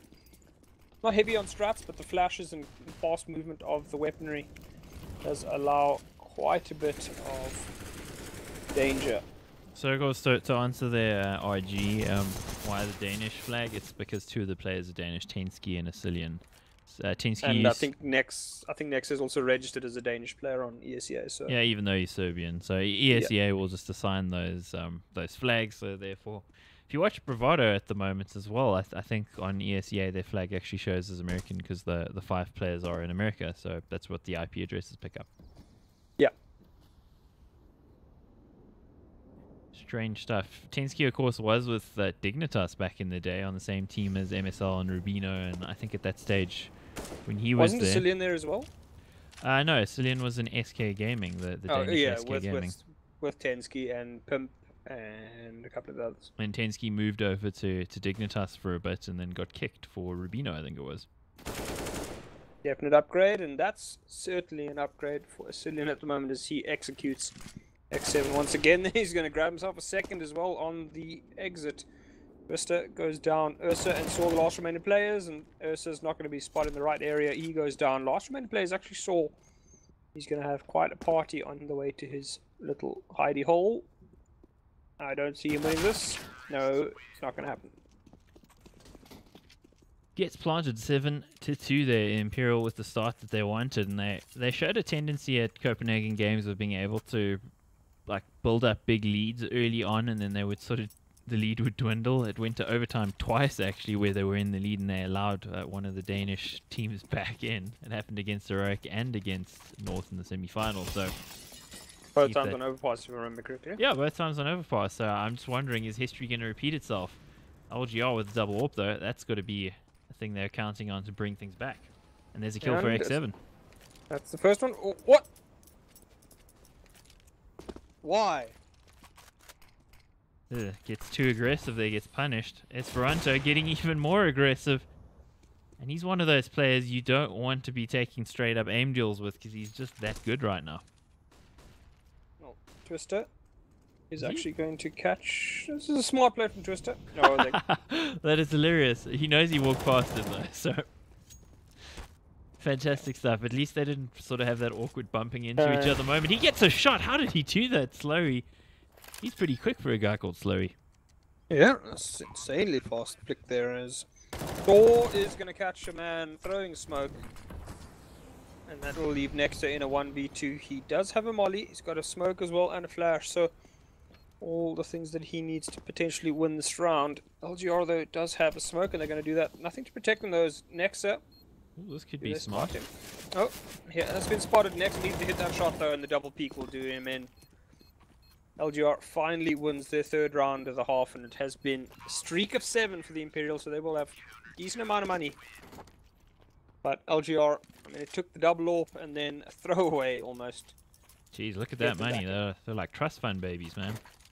Yeah, jeez, especially Nexus sitting 16k. Yeah, plenty of money to work with, and LGR, of course, in danger of the reset should they lose the round. Imperial, however, would have to lose probably another 2 at least before their money even starts to feel it. So LGR definitely in a situation here where they need to get back-to-back rounds and they need to do it. And that's going to help Slowy. The flick. The second time now that LGR has actually gotten an opening kill with one of the AWPs. Last time it was X7. He then proceeded to throw his life away. LGR hasn't had very little to do with A long this entire map, despite having AWPers. They haven't shown a great propensity for making much use of the long area, either aggressively or even really defensively. There was a couple of rounds where they pushed up, but in general, not done a hell of a lot. Tensky gets himself a kill off camera, but there saw with the kill on Esperanto, one of the danger men out of the equation. The trade though from Nuki, we haven't seen him too much with the AWP here. He is super dangerous. X7 though under a lot of pressure. He's going to push off the back of this and he might catch himself Nuki if Nuki's not careful. Does escape however. 3v2. Ursa is the point man for what should be... Oh no. Dear lord. Timing. Does get it in the end though. Tensky goes down. It's up to Nuki. It's a 1v3. He's got the AWP. Doesn't have the draw though, and that'll be that.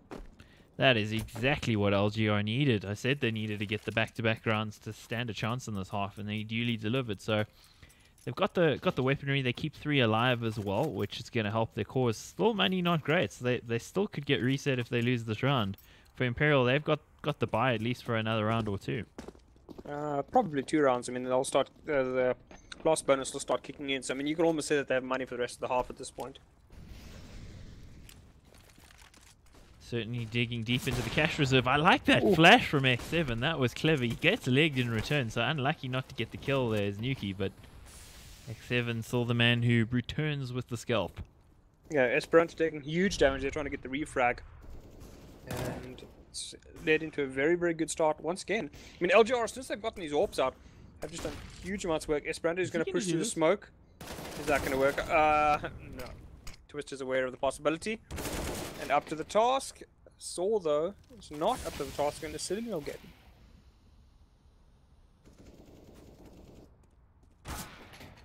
Well, there's the kills coming in. Slurry with that AWP as well. That was a pretty aggressive place to take the AWP, considering he was so far away from any form of support. Had he missed that, would have been probably a free kill for the Imperial.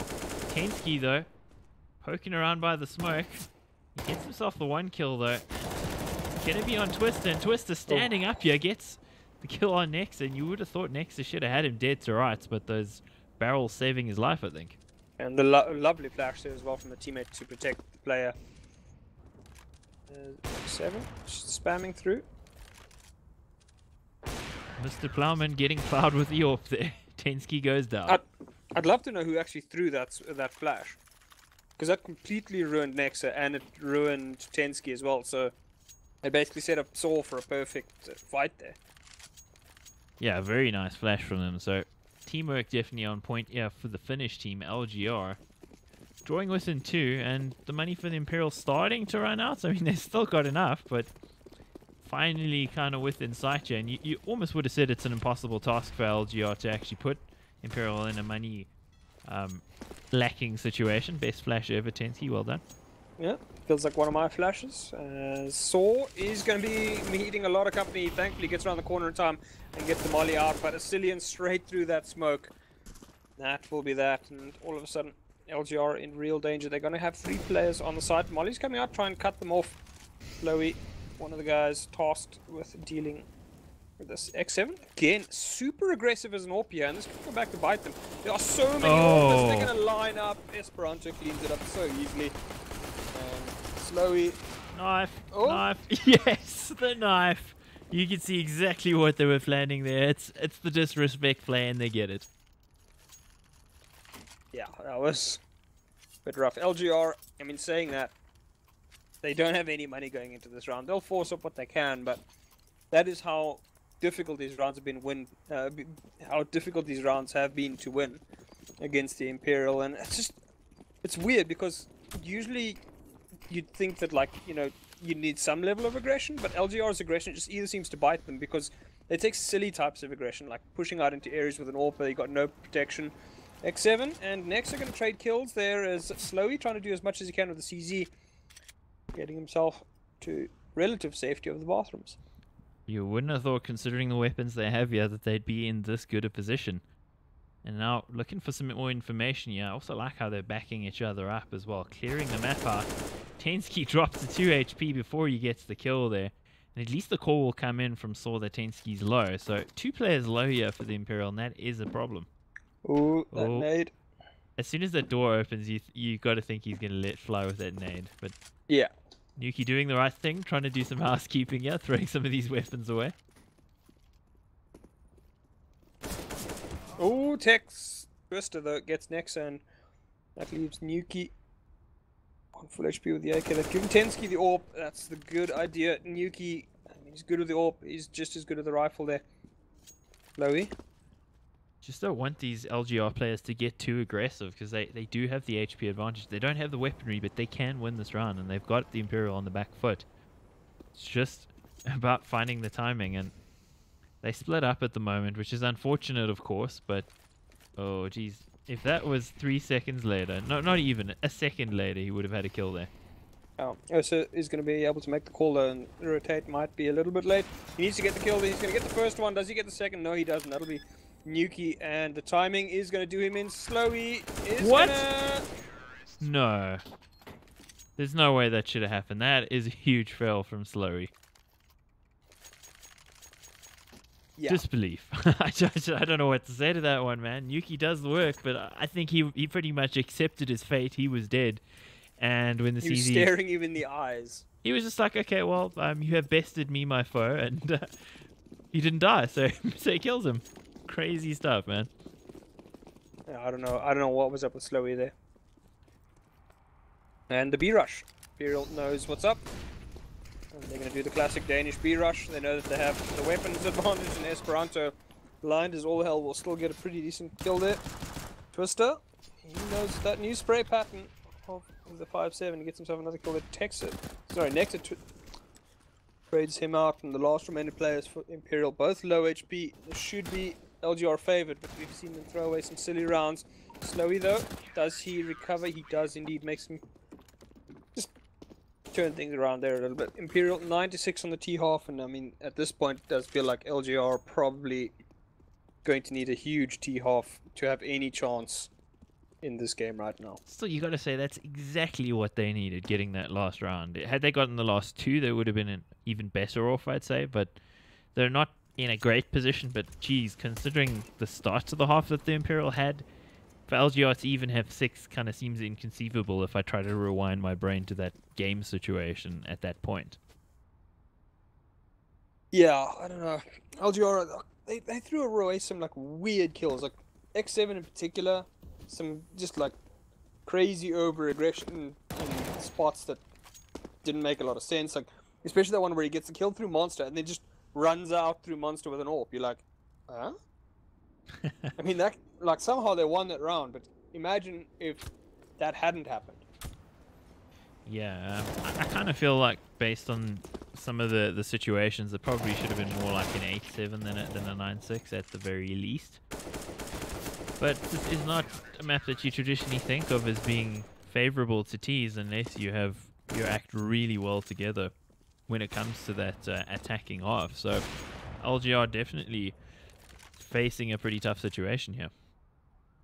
Yeah, I mean they did well on the T half on Mirage, but that is a map that is a lot more open. It's a lot more freestyle, so you can get away with just some nutty shots. Well, it looks like we're ready to go. So it is the second half here of the second map. The first map, of course, taken by LGR. That was the Imperial's pick. This is LGR's pick, and the Imperial are looking pretty darn good here. So moving over to the CT side, ESEA Season 27 main out of Europe. This is playoffs round 1. First seed versus the 32nd seed, and the 32nd seed are showing themselves to be rather up to the task. LGR, can they do it in the second half? Certainly showed that they could on Mirage, but we mentioned it again. It's going to need a huge performance and no silliness. Cillian, tasked with holding the lowers area. He's actually pretty good this game, to be fair.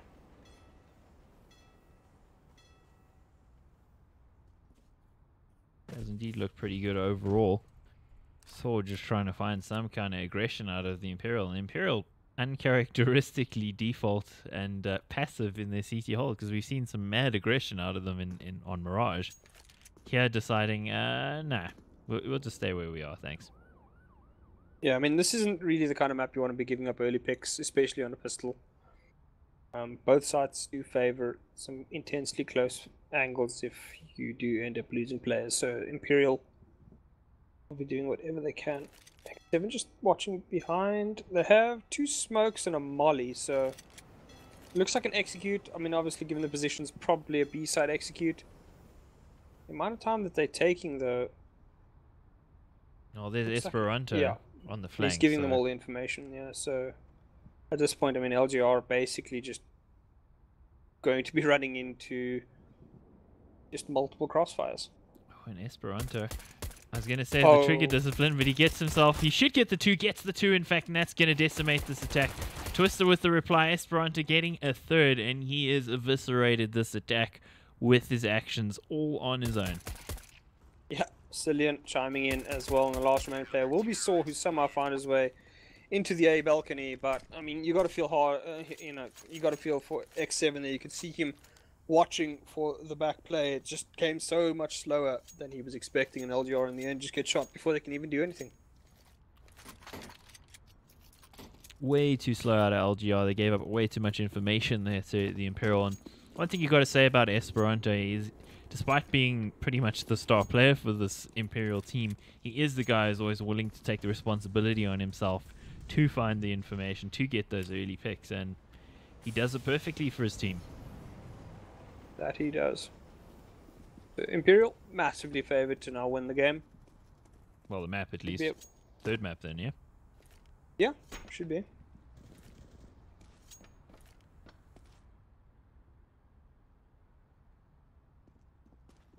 That is an interesting CZ skin. I don't think I've seen that one before. Pretty floral. Will it favour him though? Will he find some pretty good headshots with it? I don't know. 3 players now towards long. And Yuki, the guy tasked along with Esperanto, the 2 Lithuanians here, looking to potentially stop it should they decide to set foot in that A-bomb site. They'll do whatever they can. Very passive out of LGR the last 2 rounds. Yeah, extremely passive. Ursa, okay. No assistance to check around the corner on long. It's going to cost him, and that should call in Ooh. cavalry. Lowy and Saw do get the kills though, so the slimmest of chances for LGR in this round. But Saw, oh, he's not going to be able to do anything. I think he was the one that needed to give over that weapon, and as it was, Cillian cleans up the round for Imperial. Nice and easy in the end for the Imperial, and LGR, at least with the bomb plant, are going to have a bit of an injection of cash, which should help their buy. You'd assume they probably would buy here. I don't think they had full armor, did they? Oh, actually, no. They did. They did, okay. Well, fail on my part. So LGR will come into the AKs in the next round, so this round should be pretty much the bonus round for the Imperial. They're just going to try to farm up some money, bolster the pocketbooks, as it were, with those MP9s. So LGR shouldn't be able to do too much in this round. Did Tensky carry his FAMAS into this round, or did he buy a new one? I think he carried it, actually. Oh, okay. Yeah, There's because no you never reason want you should to. buy that. No. Don't Not do if it, you're going to be kid. upgrading it the next round. Oh, somebody catches a bit of a shot to the toes. What? Oh, Okay. He must have... I don't know if he just knows the angle or whatever, because that smoke wasn't anywhere near to dissipating at that point. I think Esperanto punching the desk there, that's not a kill that you'd like to give up. yeah, that just feels like a very, almost like a pre-fired angle, more than anything else. Oh, Yuki. Making Ursa dance a little bit there, and he should drop him in the end, one would think. Actually, a Cillian steals it from him as he runs out of ammo. So that should be that for this round. It is going to be 12-6, and that's well, double the score there, so quite a mountain to climb for LGR. Yeah, well, it's going to be a very, very difficult one to get to at the moment. Imperials look pretty solid, a lot more aggressive on their CT side than LGR ever was, and just weird. Like, I mean, LGR looked so good on Mirage in terms of how aggressively they played, but on this map they just seem to be ultra standard, which is so weird to see, especially because it's their map pick. Like, you'd think that they would have some sort of like great default. They don't really. It's just a lot of paint by numbers. Yeah, not what we expected at all. It'll do a little bit of damage to Twister then. Ooh, gets dropped. Traces, I assume, were seen there by Esperanto, and Esperanto continuing his rich vein of form since this past weekend at Copenhagen Games. And LGR just too passive overall to even trade. Cillian gets himself a kill too. Nuki jumping in here. You think there'll be a couple of kills, and geez, Ursa gets them, tapping away at long range. Doesn't get the headshots, but gets the kills pretty smartly. So at least making it possible here for LGR, but still, such a difficult situation. I'm pretty sure he got spotted there on the cross. Oh, doesn't matter right now as Slowy does go down, and that should reveal the bomb to the Imperial players. Ursa is going to have one hell of a tough task getting his team out of the hole that they've been dug into right now. Tensky didn't spot him there with the jump, but I'm pretty sure I saw the head, so... I think he's reconsidered? Yeah, I think he actually has. Cillian would have heard the running, and is he going to try to knife him? Decides not to. We saw Imperial being pretty willing to pull out the blades at times. I mean, LGR got a blade on the first good map anyway, so... Yeah. What's a light stabbing amongst friends? Exactly, exactly. So 13-6 here. Imperial in the driver's seat on the second map. They, of course, lost the first map to LGR I think rather unexpectedly for everyone. So looking to strike back here, and they are going to do just that rather emphatically, it looks like, unless the LGR, by the time it's 14-6, are able to get a foothold back into this. And well, in this round they've got at least a toe in the water.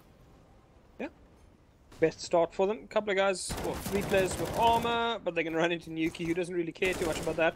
Does go down though. X7 once again showing his skills with the weaponry at hand. Cillian on hand to throw things down, as Nexa will trade out Ursa. Last remaining player is Slowy, and he'll have his head popped like a melon.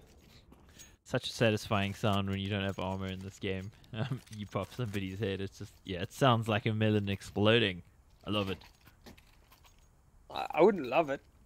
Not if it happened to me. I just mean the way it sounds. Okay, Esperanto. Oh, Call the Turkish fans. yep. If you are a Space Soldiers fan, look away now. And LGR will be mildly triggered by the sound of that gun. I like how he's not even trying to hide it, which is pretty funny. Of course, I think pretty much if a weapon's viable, use it. It doesn't matter what any kids on the internet say. Yeah. Rick faces. I mean, it's a noob gun, but I mean, a noob gun is still effective, so no need to cry about it. There was that funny round with the misfire of the weekend where we were playing some CS and I nearly got an ace with an auto sniper on T side, which was hugely triggering to the opposition. I found that massively satisfying. I know exactly what Esperanto's feeling with that weapon right now. Yeah, I mean, CS's game of triggering your opponents more than killing them, I guess, at times. As Devon trying to get aggressive. LGR just, they don't really seem to have any method of map control. Just sort of like walk into an area, try and flash in. Cillian does go down there though, so that'll give them control of most of the bathrooms. But again, the Imperial pretty well stacked, and Nuki is faster than Slowy. Who would have guessed? As Nexa, Spots the he's shadow. going to be, yeah, given up a fairly easy morsel there in the form of X7. It's 2-on-4 right now. Esperanto is taking huge damage as that. Oh, Tensky waiting at the door. It's just going to bounce Ursa right out. So all on Right Twister in. now. Yeah, he's all on Twister. He will not have heard any sounds this moment. Oh, it's a good shot. Gets Nexa, but grenade. It's not going to quite land. Tensky does not make the same mistake that Slowy did. And cleans up the frag fairly simply. The Imperial 15-6 right now, and I mean, it must be said that they have looked very, very dominant on this map. LGR has not even really been in with a shot in most rounds. Yeah, you almost feel like maybe the ESEA veto process was wrong, but we know it's correct. LGR did choose this map, and Imperial did choose Mirage, and the results totally not reflecting that at all. Oh, another attempt at the tilting weapon, and he gets a ding through the wall, so that's got to be triggering stuff. That it has. Cillian almost catches a grenade with his feet. What? Oh. Okay. Auto sniper ringing out there and doing the damage that it was conceived for. So 3 players left alive here for LGR, and you gotta say, it don't look good, especially when there's 2 of you left alive. Not at all. Saw low HP has himself the UMP Twister. The only remaining player who can really hope to have much of a bit of damage. So he's going to start it off well, gets Nexa. But as we follow Nuki on his path in, that'll be that. Esperanto cleans up another one. And that's that. So they buy the weapons to induce tilt, and I won't say it's the weapons that did that at all. They were in the point in the game where it didn't matter anymore. They were in such a lead. So equaling the series 1-1 there, and the Imperial, well, that looks more like it from where I'm sitting. That it does. I mean, to be fair to the Imperial, the loss on Mirage was only their 3rd loss of the ESEA season.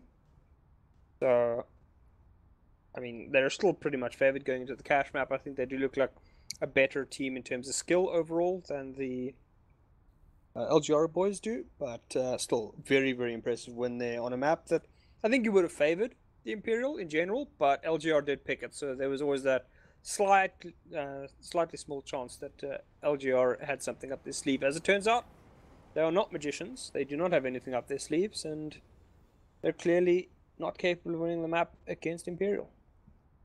And Imperial have the 2 trump cards. 2 Danes equals automatic win on Overpass, right? No. Not at all. So we 'Cause can. that would mean that they would have lost to Heroic and North on this map.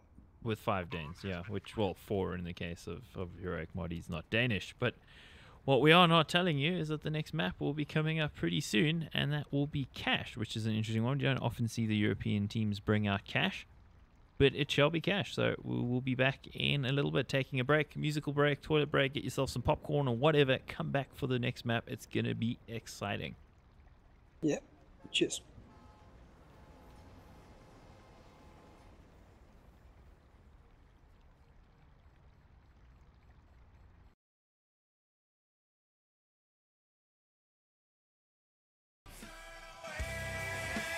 Time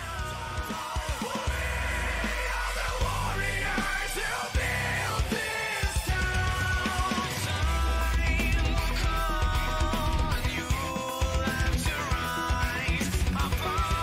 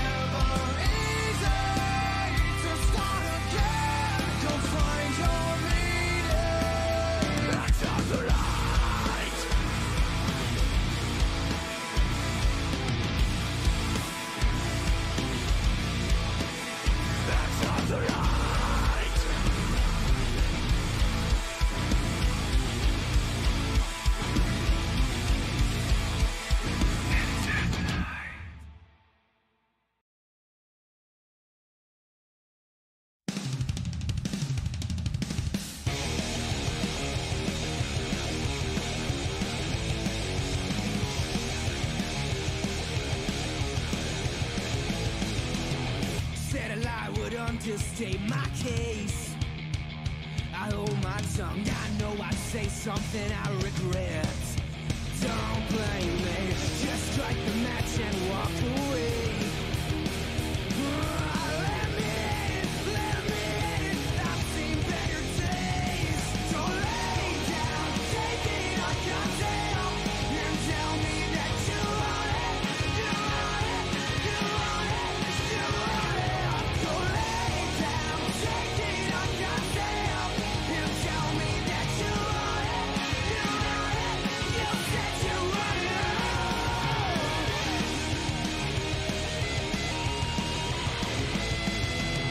If you bring the fuel, I'll bring the flames. And set it off, not what you want, I'm what you need. A ticking time bomb, just strike the match and let it take. Let me in, light a lady blaze. Don't lay down, take it on goddamn, and tell me that you want it, you want it, you want it, you want it. Don't lay down, take it on goddamn, and tell me that you want it, you want it, you said you want it.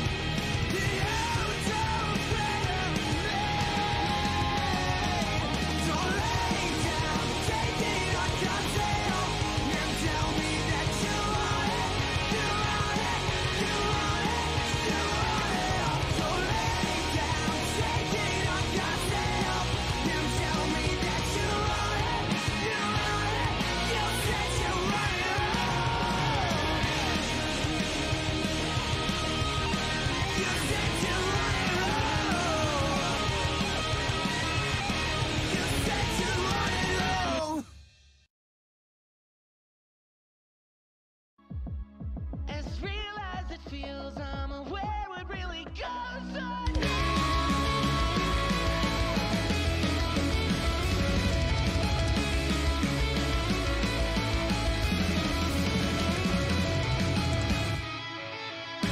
Cause we're so insecure with ourselves. Why else would we put in these circles? We lose ourselves in these circles. Trying to contemplate the ends of 50 songs and sing so ambitious.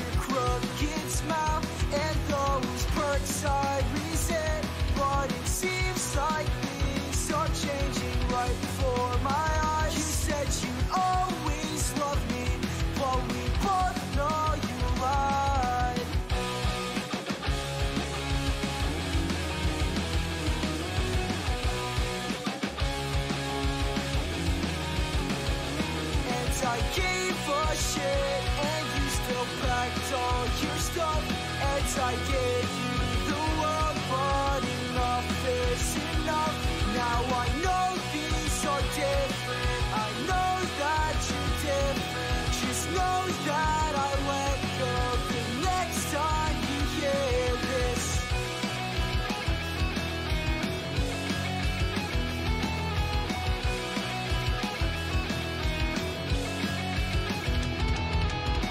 I never thought that I would be here alone.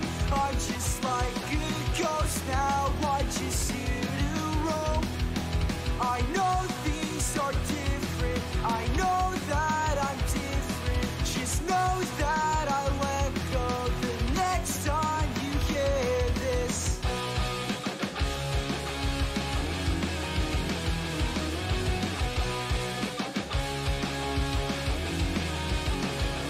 And I gave a shit and you still packed all your stuff. And I gave you the world, but enough is enough. Now I know these are different. I know that you're different. Just know that I let go the next time you hear this.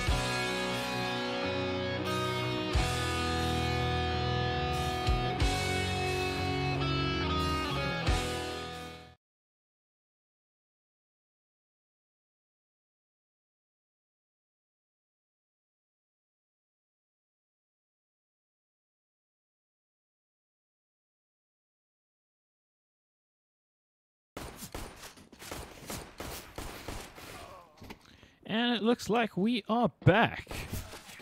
The knife round has already happened. Unfortunately, my CS actually crashed, so that did not help matters. But thank you guys for sticking with us. This is the ESEA main out of Europe playoffs round 1, LGR versus the Imperial, and 1-1 on the map scores. So second map actually not that close. 16-6 to the Imperial. We're going into the pistol round. You're feeling it, Prof?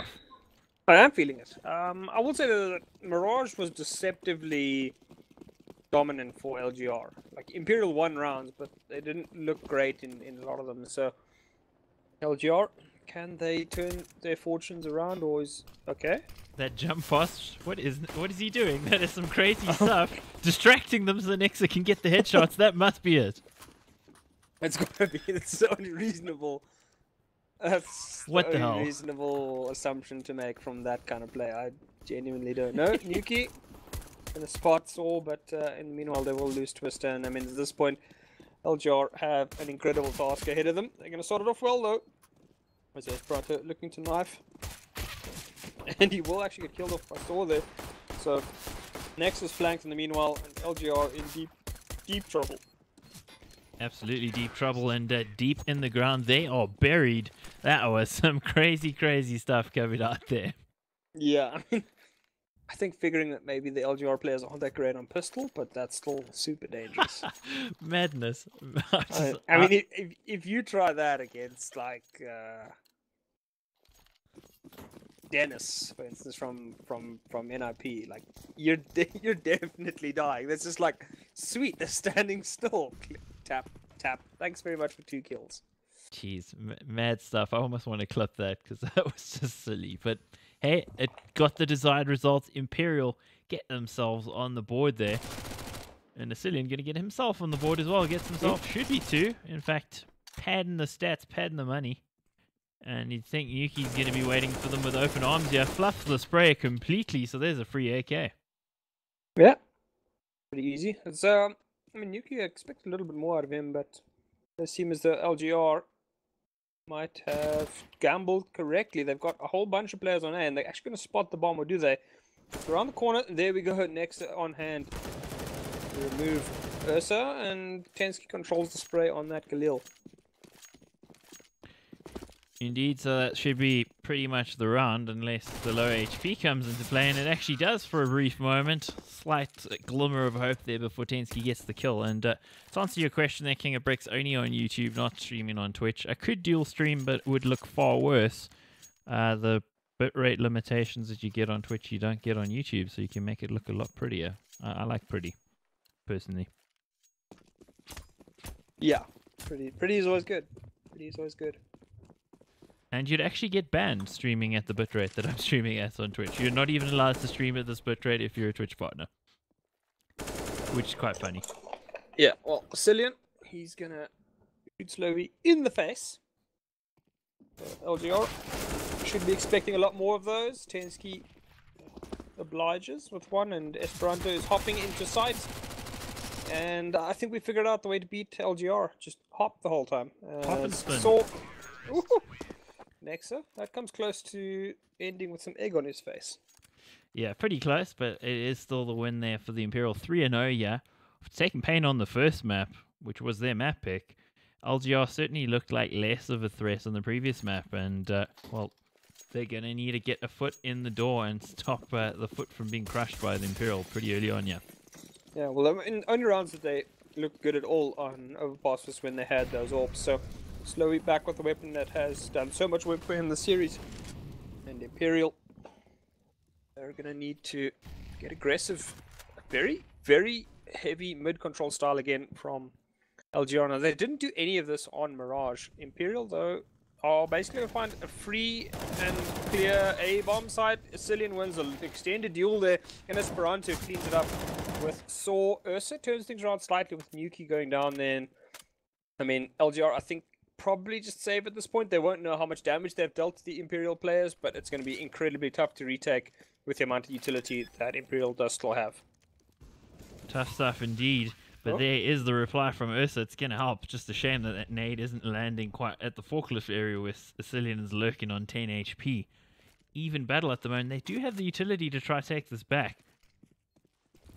See what they can do. They got the smokes also to deal with the molly, but they can't deal with the headshots from Cillian. Cillian doing some crazy things, and everybody's doing the flash dance. And that's Imperial taking the round away there. Retake unsuccessful from LGR. Is that a good flash or a bad flash? That's the question, because it flashed everybody, but including your team. Well, it worked in the end, I guess. Was that actually... That was a flash from the Imperial, right? It was the guy in A main who popped that out, right? I think he did, yeah. Either way, I mean, Imperial now well on their way to a very good T half here. I mean, it is a map that the T's have found a lot of success on of late. Although, generally, it is fairly even across the board. Ursa gets a kill there on Nuki. And that nade... There we go. Grenade kill number 3. LGR looking pretty good. Esperanto, he's going to just gamble stack on the player that gets Saw. Slowly needs to make this kill happen. He does. He's going to get him quickly. That'll be Nexa going down. So Imperial losing quite a few players here. Need to be careful about getting too aggressive and not taking the correct fights. Esperanto just trying to pre-fire the corner. Do they check the corner in time? No, they do not. Twister is going to get the kill, and Esperanto has gone down. Game battle has... Oh, X7, that's the second time you've been caught doing something silly. Need to fight together. They do indeed. Twister grabs the final kill there, and LGR winning one against the grain. Imperial far too... Well, cocky, I think, is a little bit too strong, perhaps, but far too sure of themselves in that round. Yeah, maybe casual is the word. Sort of just, we got this, boys. And no, you don't got this, as it turns out. One on the board for LGR, the AWP in the hands of Slowy. And geez, he's pretty quick with that weapon, so definitely going for the ironic naming choice there. Yeah. And there it goes. Gonna grab himself the kill on Nuki. I mean, Imperial doesn't really have a double AWP setup, so that could be huge work. Esperanto is going to need to trade, but Ursa keeps his team in it with an early kill. Twister getting aggressive. Both these teams love this aggression around and through smokes. Did they just walk past each other? I think they did. Esperanto suspected something was up. Probably a teammate calling him there. And is he aware of the play? No, he's not. So I was going to shoot him in the back. It's just... Jeez, what was he doing in the bomb with the bomb alone in mid versus 3 players? That just seems like a terrible idea. Well, these teams have been pretty commonly doing this. Oh, the no-scope! That was some quick movement there by Slowy. He had to make it happen, though. Bomb could be recovered here. I would suspect they have an idea of where Tensky is. Now they'll definitely know. Saw goes down, but it's too late.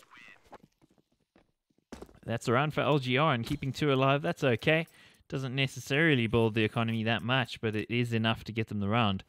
And for the Imperial, well, they could still buy potentially, but it looks like they're deciding to be a little bit more conservative. We saw them going absolutely flat out with the 4 spies in the first map. I'm glad to see they've cooled the hills a little bit here. Yeah. Imperial hasn't really done a lot with mid this half as yet. LGR seems very, very aggressive in mid, and Imperial's challenged them a couple of times, but in general, it's more just, you know, a couple of pieces of utility thrown into mid, and then on occasion a lurk through the highway, but that hasn't really worked out very well. Well, Twister and friends, they got to deal with it all. Molly comes through. This is going to smoke off pretty cleverly, and that's going to ruin the Imperial's plans, and he's just going to spray through the smoke. Easy kills there in the end, as... well, it's the one power of the smoke. Won't know what's on the other side until you check it out. Got the triple kill there, did Saw, but of course not facing much in the way of armor, so going to slice through the smoke, of course. 4-3, Imperial still in the lead, but LGR definitely clawing it back somewhat. And, well, first time we've seen the AWP, I think, on the T side from Nuki, and we know what he can do. I think the battle between Nuki and Slowey potentially on this map could be a real one to watch. Slowey's got off to a very good start here, whereas Nuki, I mean, it's the same kind of problem that he had at Copenhagen Games, where he does well some rounds and then poorly others. Bit of spam in the A main area. Yeah. Nuki not winning the fight this time, and Slowey has been pretty imperious since he's had the big green in his hands. Yeah, geez, that no-scope in the previous round was dirty, dirty stuff. So dirty it should have been coated in chocolate. It is Easter after all. That dirty though? Is that just If it's dark like chocolate, is that just some weird fetish? body paint, bro. Chocolate body paint. Say no more. I won't. It's getting No, weird, please man. don't. Yeah. Tensky, he's been playing the lurk mostly, so you'd often see him alone, and that is quite a clue as to where the rest of the players might be. He's taking the responsibility on trading here. 2 players in the site, and if he finds the right timing, he could blow things apart. But of course, if he dies here, that's true. And he does. That's peak. ton of information, way too slow. So now they know where they're at. So although taking the battle on his own, maybe not the best idea. Gonna decide to duck out of this one. This isn't an interesting style from LGR again. No, as I say that, Exit pushes through. He's going to grab some 2 kills. Huge. Fantastic play there, and that's going to open up the A side. Imperial do have Esperanto still in mid. He's going to grab himself X7 there, and LGR, they've got to try and do something to prevent the bomb going down. Not going to happen though in this round. Should be the Imperials. Kind of aggressive Esperanto is, yeah. He decides to unscope at the wrong moment though. And that's Well, I mean, running, jumping, yeah, don't do all no of that. scoping. There's a whole host of things that, as a new player, you should never ever try. What he did there. Yep, do not. So they will recover the weapons, keep them alive going into the next round. The Imperial are going to extend their lead, however, and on this map, it's not necessarily a problem for the T's to be in the lead. We have seen at various iterations of this map in the different metas of CS that it's either been CT-sided or T-sided, and at the moment, maybe the T's have got the slight edge. Yeah. And one thing I was mentioning before that play happened there by Nexa is that LGR actually hasn't been very aggressive. I mean, this is a map usually where you tend to see CTs at least trying to take control either of the a push through B main or trying to take control of A main. But CTs generally need a little bit of information, and if LGR hadn't really done a lot of that, first round that they push a player into A main, they end up getting backstabbed through squeaky because nobody's watching it. So you got to feel bad for them, but I love that Imperial? flash though. They're all dancing. Yeah. Cheeky little flash through there to stop the rush. I like that move actually. You very seldom see such an audacious flash because he could have gotten shot at that angle as well had there been an AWPer on the angle. Yeah, that would have been pretty terrible. LGR's X7 gets himself the first kill. Asili needed to hit that. That makes the slap very, very hard to retake now for Imperial. And X7, yeah, he's just all over LGR like a rash now. Esperanto, though, has lurked through the smoke. He's going to get the first kill. Nuki is in a pretty decent spot if they don't know where he is. He's going to need to turn things around, though. They're going to get the kill to Esperanto. He's going to need to get the second kill, and just like that, Slowey knows what's up. He's going to just jump himself to safety, wait for his teammate to come in. Nuki, he's got a whole world of trouble. He should suspect a play coming through B main now, but does he get it right? He's going to take the first shot. He knows where Slowy is. Ooh. Slowy taking chances, and that reload damn near costing Oh him. my word. Nuki, though, hitting a perfect shot onto Saw. Slowy has to hit this, and the positioning from Nuki is actually perfect. There's no way Slowy can get up here, and no way he would suspect Slowy to be there. And an easy 6th round for Imperial. LGR just getting done in by timing, it seems. Huge quad kill from Nuki, and you gotta say, it feels bad if you're an LGR fan, man. 2 situations, back-to-back rounds, where they have the numerical advantage and they squander it because of individual plays from the Imperial. Yeah, it's... I don't know. LGR, there's a couple of times now where they've... I mean, it's hard to say that they're consistently unlucky, but it has felt like sometimes the luck of the draw hasn't gone their way. As it is, multiple mollies and utility being thrown out by the Imperial, and LGR, they'll get nailed through smoke as well. Ursa's trying to do whatever he can. Is he going to catch this timing? He is indeed, so it's favoring them a little bit on this round. Nuki, though, he's not too keen on allowing Ursa any sort of thing, regardless of timing. Neither is Saw on his Christmas list, and X7, last remaining player, Nexa cleans him up fairly simply. LGR 3-7, and Imperial looking imperious, to say the least. Absolutely. Playing fast there against the force buy of LGR as well. So loss bonus will be a thing now for LGR, so they'll only need the single save here, which is at least somewhat of a saving grace, but it looks like the half is all but gone in terms of their opportunity to win the half. The Imperial are going to get the HR. I don't see it going any other way.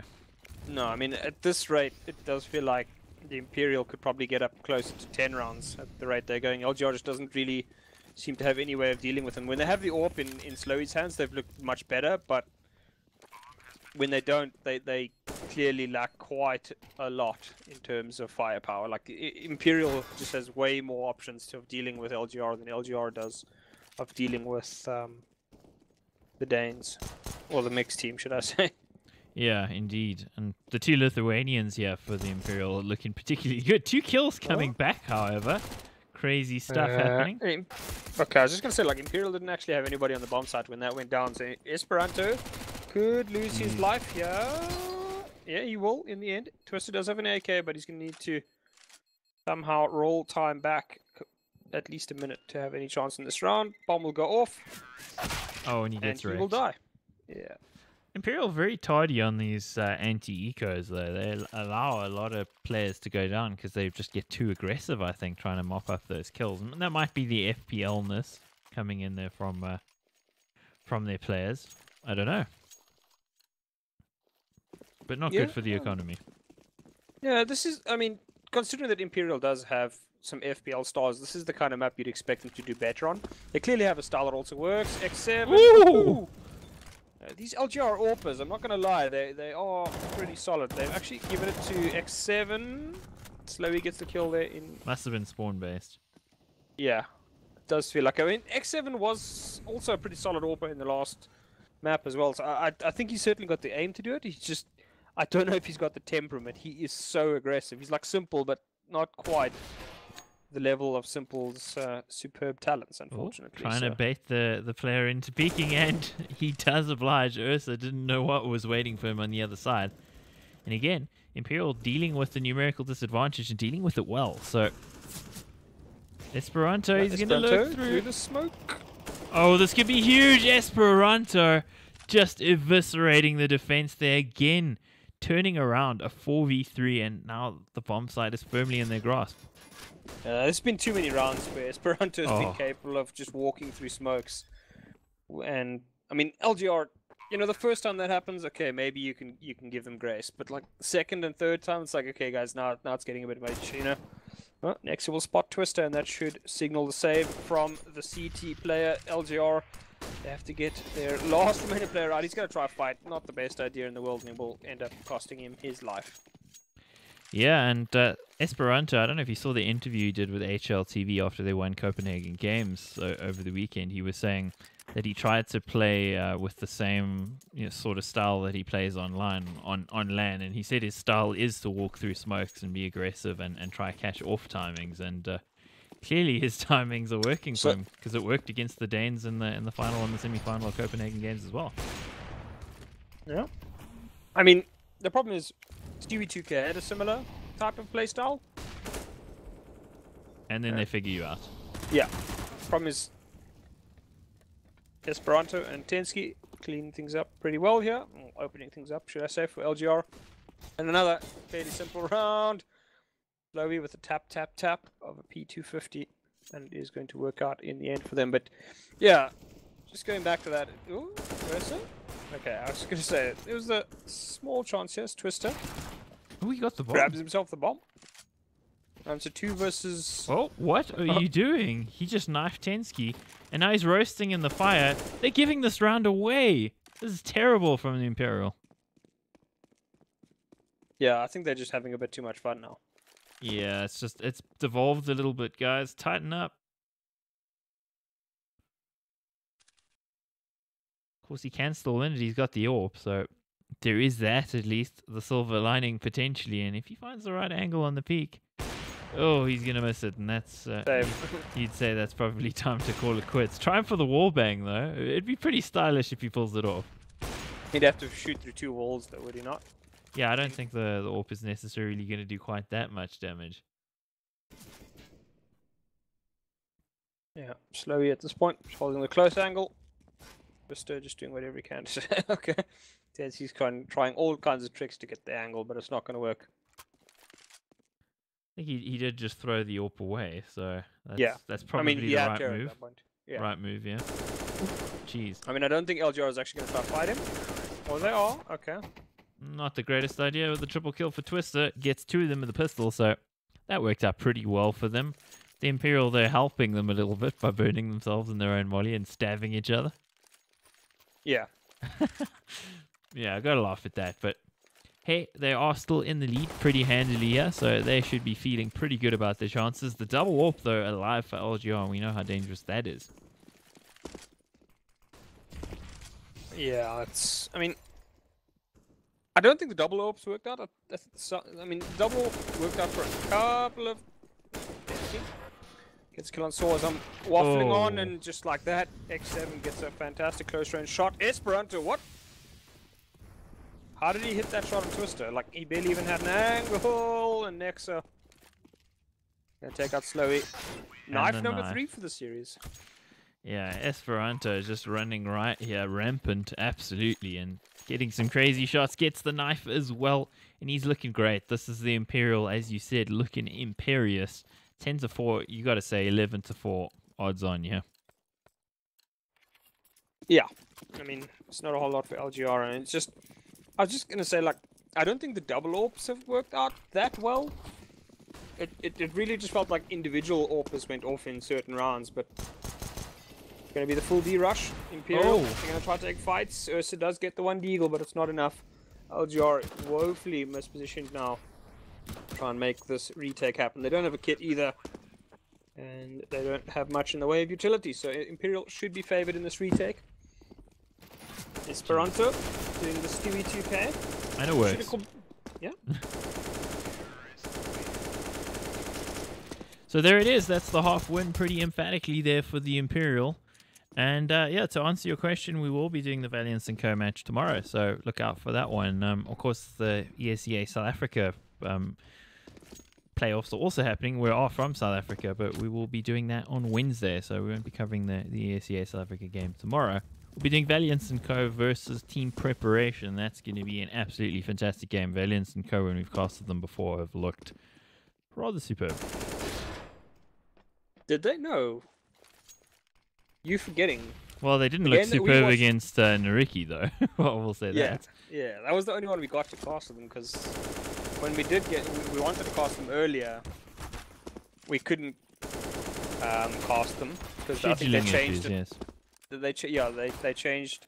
They rescheduled on the day we went to cast, and then Yeah, when we watched their train game, it was just a train wreck. Would I think be a good example or a good description of what that round was.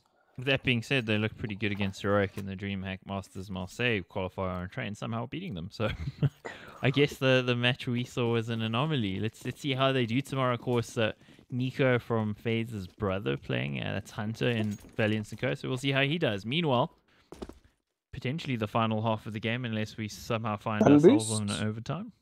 Yeah, some fanciness from LGR. Is it going to be a run boost, or is it just a really clever and unexpected hold?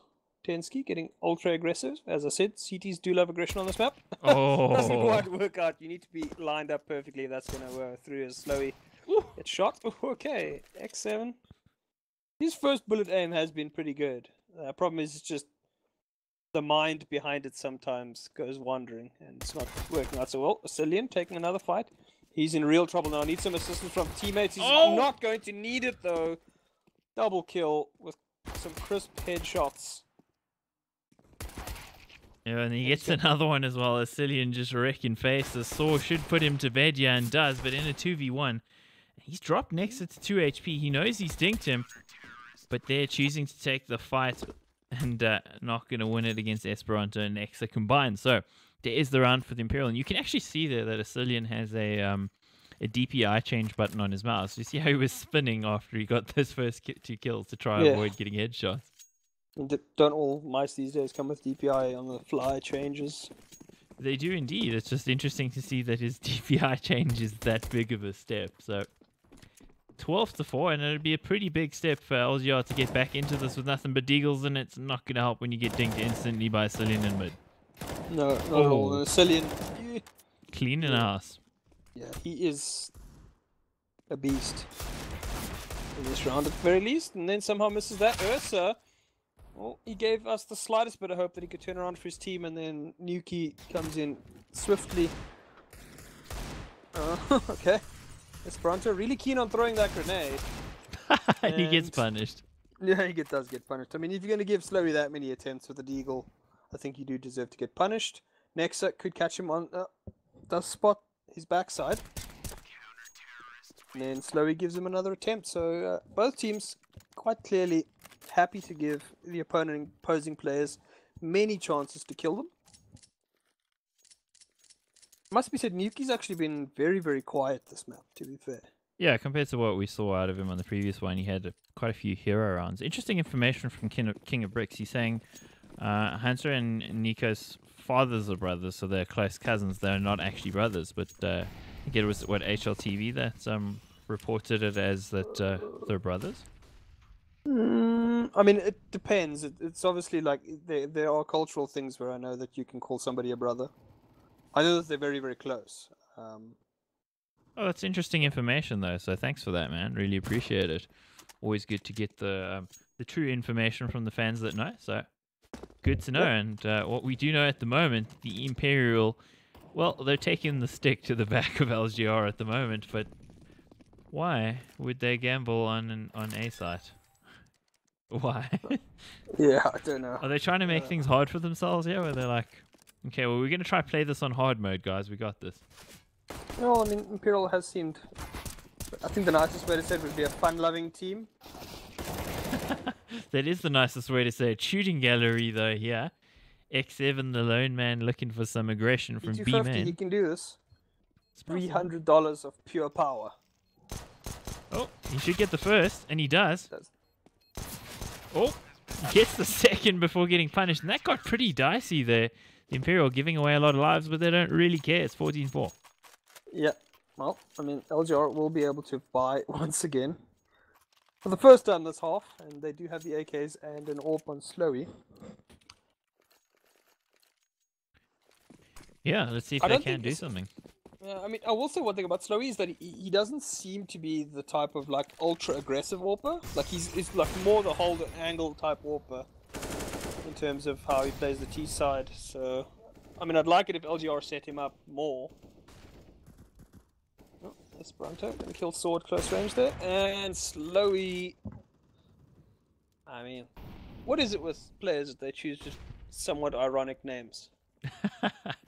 Ironic indeed. Ooh, geez, the timing there. He can't have known how close he came, but takes a second bite at it, and it doesn't need more than that. Oh. Next are going to be forced Archer as well. Yeah, gets his backside roasted. And decides he'd rather not be in those vents. For the period. So yeah, And King of Bricks actually confirming it is a cultural thing to call close family brothers. They're certainly not brothers. X7 receives the dink but drops the headshot and Slowy. Jeez, this guy is fast. He's so fast. I mean, I said that he wasn't great as an aggressive AWP, and then he just does that, so... Eat your words, Prof. Yeah, clearly. Slowy. Quite the beast. But I mean, it's just like, I haven't seen him doing a lot of, like, you know, peek into angle nail guy type AWPing. He just seems to be a very good hold the AWP, hold the angle type AWP, whereas X7 seems more of the wildly aggressive, I'm going to take every fight in the game and win. And Tensky duly delivered to Slowy. I like Slowy's picture as well. It sort of goes with the name, doesn't it? That looks like Bear Grylls with the worst moustache I've ever seen. But it does look like somebody who's got slightly red eyes, shall we say. Ironically looking at that name, you know. Yeah. So looking at the scores at the moment, Esperanto 22 kills. Up at the top is Cillian, usually a more supportive player, doing really well, but he did pad his stats nicely in some of those eco rounds. Also had a great pistol round as well. For LGR, however, the kills are fairly even, but they're, the deaths. Jeez, man. They are chasing the game at this point. Yeah, 14-5. I mean, if they're chasing the game, they're very, very far behind. Imperial will be going with a Deagle buy.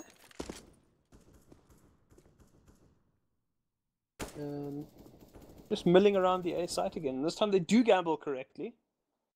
Because, as every gambler knows, if you gamble enough, eventually it'll work. It's going to land eventually, right? Yeah, I mean, you might only win $100 after spending $5,000, but it worked.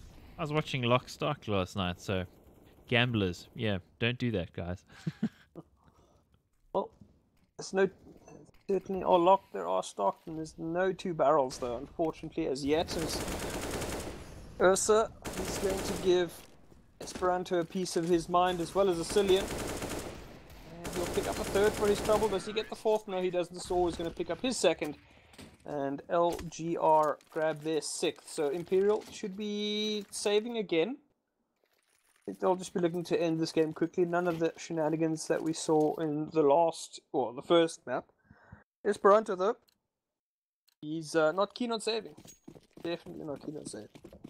Doesn't want to, not in his nature whatsoever. We've seen how dangerous he can be with the Deagle. I haven't seen too much of him with the CZ, but I'd imagine it would be. And they're going for the aggressive push. Saul will hear them coming now and think, uh-oh. Teammates, help me out, please. And they are going to duly deliver the help that is needed. The help that you don't get when you play matchmaking on this map and you're holding B. Yeah, it's usually left to one guy or nobody's watching, and then 3 guys get wrecked in mid and they're like, why is nobody watching B? He's like, I went A, so did I. We know the story too well. Pass the blame. I mean, unless your AWP shoots you in the head as you're trying to help him in a clutch. There's always that. That happened yesterday. That it did. Either way, LGR well on course to win their 7th round. Esperanto, the last remaining player, he's not all that keen on moving towards the B site. And he's got the bomb as well, so... Bomb is... Oh, it's actually on Slowy, sorry, but... I was just going to say he has got the bomb in his sights. I didn't finish the sentence, but... oh, Twister. Oh. Is he a 4-3 player? You probably didn't see him. Possibly not. Twister. Good catch, Esperanto here. Ursa.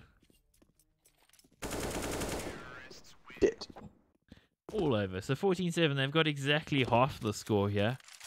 LGR trying to get back in it. We saw how well they did on the first map on Mirage. Definitely able to overturn deficits and come back, but still feels like the mountain that they got to climb is probably named Everest, or at the very least K2. I don't know. Kilimanjaro seems a little bit more apt. Africa Connection, Africa LOL CS, all of that. Yep. Oh, African name. Okay. Yeah. Definitely African nade there as Imperial. Again, aggressive. Esperanto. I mean, QE2K, but smaller, I guess. He is quite a compact little guy, but Asilian with an AWP, which is an unusual thing. Double AWP here. And all the kills are coming in. We're not seeing any of it. Auto Director, why have you wrecked us? Clearly doesn't like us. Nuki. Man holding down the A site and the double AWPs from Imperial. I mean, I did say earlier that they don't really have a double AWP setup. Asilian seems more than up to the task, and he has pitched up big time this game. Yeah, this map, he's looking really good. And even when I think of him way back when in SK Gaming, the Danish SK Gaming, he never picked up the AWP, so I've never seen him AWP, actually. Interesting to see. So, 15-7, it is series point here for the Imperial. They're firmly in control, and they're looking very good on cash. LGR got no more lives left, and Slowy running out of lives too. Flick. I don't know why you try to flick there. You should have just held the angle. Oh. Nexa picks up a double. And triple AWP setup. Oh no, never mind. On the other side of the map, LGR is finding purchase, and they've actually gotten themselves 3 kills, but they could find the bomb, could Imperial. Did you see it now? And Exa knows about it as well. Oh no. Oh, and 2 kills happening at the same time. There's Ursa with the trade. Nexa knows where he is, and he's going to run right into him. What are you doing, Ursa? That was just too easy for Nexa. It felt like it was potentially a competitive round, but nope. The big nope. Yeah, and unfortunately, I mean, I think if Slowy gets the kill there at the start of the round, they probably have a much better chance of winning, but as it happens, I don't know why he tried to flick there. Like, he held the angle and then just tried to flick, and it just didn't work out. I think if you just held the angle as they land, you can just, nail them. Tried the little bit more spectacular play, didn't quite work out, and in the end, I mean, again, dominant wins, so, yeah. You could say that Imperial dropped the first map. It's only the 3rd map loss in the entire league, but beastly performances in the 2nd and 3rd maps to take the game home. Yeah, absolutely. Unfortunately, the stats side of it doesn't actually aggregate all 3 maps on ESEA. So we'll just get to see the 3rd map, and hopefully that gives you guys some context. So let me pull it up. I don't know if you've got it on your side as well, Mr. Prof. I do not at this point. Let me just see what I can find. Well, in the meantime, let's have a look at the numbers here for you guys. Let's just confirm that Asilian performance, 21 kills, 15 deaths. Looking really good in his ADR, 93.7. Also Esperanto overall, again, top fragging, 23 and 17, ADR of 118.3. And geez, did he get through work on that T side, pushing through smokes, doing the full Stewie 2K. Looking really good as the 16-year-old Lithuanian. So excited to see what they do in the next round 2 of the playoffs. So it's, of course, a 32-team bracket, so a lot of teams here. And what we will be bringing you guys tomorrow, of course, is Valiance & Co. versus Team Preparation, the Swedes. So casted both of those teams this season, and we're really excited to bring you that game. Yeah, it's going to be a good one. Valence has looked pretty solid in general. Again, another team, I wouldn't say on the rise so much, since a lot of the constituent players in that team formed a team called I Nation with the caster Yanko about 3-4 years ago now. Might even be as much as 5. So the players are known, they just never really succeeded on a level like this. But as it was, online qualifiers got them to DreamHack Malmo. Marseille. DreamHack Marseille, and we're gonna get to see Hunter versus Nico. It's gonna be great. Yeah, well, when we eventually get there, of course, tomorrow it's Team Preparation, the Swedes versus Imperial. Valiance & Co. Yeah, Imperial could actually end up playing against Quantum Bellator Fire tomorrow, or in the next round. Sorry. Yeah, that'll be I think Thursday. So the 5th. Yeah. we will of course be bringing you that tomorrow. ESEA Main America is also happening. Unfortunately, the Bravado game is at 3 a.m. and I'm not going to do that. Sorry. Just not going to happen. 3 a.m. best of 3. No ways. We would have had to have gone to bed already. So, yeah, we might make an attempt to post a VOD of it, like a vodcast. But as it is, guys, 3 a.m. is a bit too crazy for us. Like, we can wake up a little bit later, but 3 a.m. is going to wreck our sleep completely for the day ahead. Yeah, absolutely. So tomorrow we'll be back with the Valiance & Co. game. Wednesday we'll be doing probably online Kingdom vs Sinister 5 in South African ESEA. And then, of course, Thursday, the next round of Europe main playoffs starts. So we will be looking forward to that. So plenty of casting this week. Also the Valkyrie Challenge from Metal State happening as well, the female team. So definitely support that too. Thanks to you guys for being here. and we will catch you on the next one. So have yourself a wonderful evening. See you tomorrow night. Yep. Cheers, guys. Thanks very much for watching. Bye. Cheers, cheers.